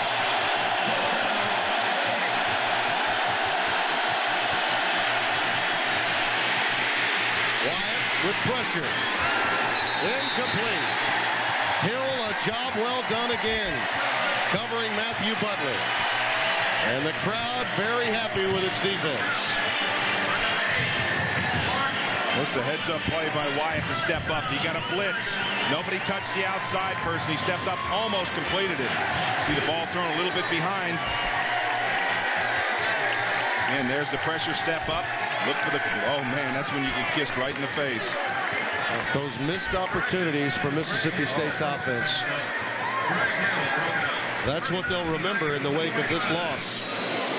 A 20-point underdog against number 13 LSU and a chance late in this game for a tie. Kendall Cleveland hits the deck at the 44-yard line, stopped by Favors and Robertson. LSU will have a week off, then get ready to take on Alabama as Mississippi State utilizes its final timeout with 1:10 remaining. And don't forget, next week is Tennessee and South Carolina from Columbia's new Williams-Brice Stadium, 12:30 Eastern, 11:30 Central Time on these Jefferson Pilot SEC stations. And the Gamecocks getting it done, 27-0. They lead Vanderbilt. Well, I can hear Ken Dennis right now with pom-poms. Down in the truck, our director, a South Carolina alum. Gosh, he's as bad as Todd. That's going to be a real fight next week. Todd and Ken Dennis. Oh, there's a Kansas State up 28-7. Virginia Tech, one of the better teams that fails to get the national respect. Frank Beamer's done a tremendous job. Our score here, 28-20 LSU. Remember, the announcers for today's game are selected and compensated by Jefferson Pilot Sports. We're even given parkers at times in inclement weather, at least if you're on the sidelines. This broadcast is a copyright presentation. Any use of the broadcast without express permission of the Southeastern Conference and Jefferson Pilot Sports is prohibited. This was a classic look-ahead situation for the Tigers, a game that they could have very easily come out flat. Mississippi State grabbed the lead. Their defense played up. I think Wiley and Stansbury were keys today and allowed the Tigers an opportunity to get a lead that in these conditions became insurmountable. Really did. They answered the call several times. And I think back, there are several plays that come to mind. The one time when they had the ball on about the 2-yard line, they drove it out, got out of trouble. That was a huge one for their offense. I think of the missed opportunities by Jackie Sherrill's team. Obviously, that pass that Jeremy Jones missed, that was almost... Biggest play of the game, though, in my view, was when it was a 14-7 lead for Mississippi State and a tough pass by Tate, but he got rid of it. And Jones came away with the ball, but as he was hit, the ball popped into the air. Wiley took it the other way, 21 yards, set up an LSU touchdown to tie it. That was about a 14-point swing right there. And momentum taken away from Mississippi State's offense from that point forward. And they don't have to snap the ball again now. They're under 25 seconds, and they can just watch it tick down. Jerry DiNardo's magic wand weaves yet another victory in the Southeastern Conference. They go to 4-1 in the league, 6-1 overall. Mississippi State drops to 2-4, 1-3 in the SEC as they prepare for Alabama. This is their 8th consecutive win on home turf and their 300th victory at home in Tiger Stadium. A historic day indeed. We'll be back. Oh, junky antique shops. I like. You want me to tell you what my Discover card statement says? Just little things that make a girl sing. I have fish, and I have birds, and I have dogs. Mango. Cecilia Bartoli, and something by Puccini. Floridita Cuban restaurant. Fabulous. Stuck to my diet a little bit. That cash bonus thing at the end. How many credit cards make a statement like that? Live a little. It pays to Discover. Use it where you see the Nova sign. Couple of flat bellies right there. Let's see if they want a game. Coats and ties. This is the Olympia Fields Country Club. You guys want to join us? Yeah, sure. Great. A little uphill. You got to carry that bunker. Use my Tour 5 iron. That's a new muscle shaft. Sweet. New Top Light Tour irons with the muscle shaft for easier to hit long irons and more accurate short irons. Yeah, I'll tell you what, you can keep it. Get out. Oh, yeah. I can't believe you gave your 5 iron. I gave him yours. They work for them. They'll work for you.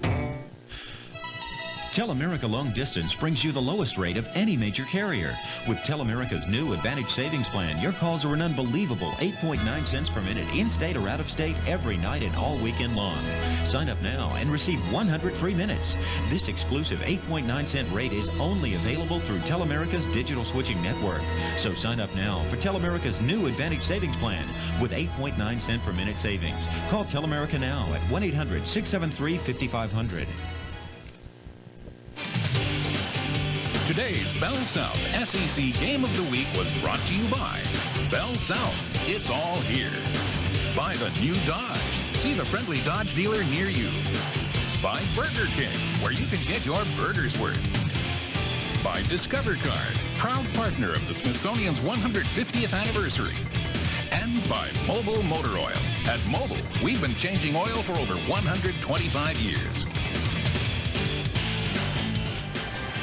Well, the weather changed more than the score, particularly in the second half. LSU had a 14-point cushion at halftime, and they go on to win it 28-20. Their 300th victory at Tiger Stadium here in Baton Rouge. So those that took part and enjoyed the festivities, they know of the history. That ranks them now 9th in home sweet home victories. And very fitting, it starts to rain at the end of the game. But then you hear it never rains at Tiger Stadium. I think that's at night, though. We'll be back to wrap it up after this local SEC word. C.J. Brown has been the home team in real estate for the past 79 years. With over 200 professionals in Baton Rouge and the surrounding parishes, there's no need for a second string. C.J. Brown has a winning strategy that has been proven through many years of experience. Because of this success, it is easy to see why C.J. Brown is the #1 real estate company in Baton Rouge. From the kickoff to the touchdown of your real estate transaction, we will be there to support you. At C.J. Brown, we know home is truly where the heart is. Most Southerners have discovered that some of the best places to drive aren't necessarily covered by asphalt. So it's no wonder the tremendous popularity of Ford F-150, Ranger, and Explorer is even greater around here. Of course, you will have to take the conventional route to your local Southern Quality Ford dealer. Your path home, however, is up to you. See your local Southern Quality Ford dealer for great deals on some of America's best-selling trucks today. Well, I don't hunt, and I don't fish, I don't trap, so I figured I had to do something back there. What Julia Sims did back in the Man Shack Swamp was take pictures. Drawn by the Man Shack's mystery and captivated by its peacefulness, Julia Sims even photographed the folks who call Man Shack Swamp home. Her photos document what some are calling Man Shack's last generation. I'm Bill Rodman. A special report on the Vanishing Man Shack begins Sunday at 10 on WAFB News. LSU wins it 28-20 over Mississippi State, and as you look at the games they have remaining on their schedule, obviously everyone circled that date with Alabama. Interesting matchup given what Alabama will be feeling like about that time. Oh, that's a big matchup, and it's here, so that really helps LSU. But they haven't beaten Alabama here since 1969. That's something to remember, something I'm sure the Crimson Tide faithful will remind everyone of. Those are the people responsible for bringing you today's telecast. Our Jefferson Pilot Sports crew, Rob Reichley, Ken Dennis at the controls, producing and directing. Next week, number 6 Tennessee at South Carolina. You make your plans to join us. Today, too much Mealy, too much Faulk. LSU goes on to win it. That's their 8th consecutive win at home. They have 17, the most ever from 35 to 37. For Dave Rowe and Bob Kessling, Tim Brando saying so long, we gotta go on the Bayou.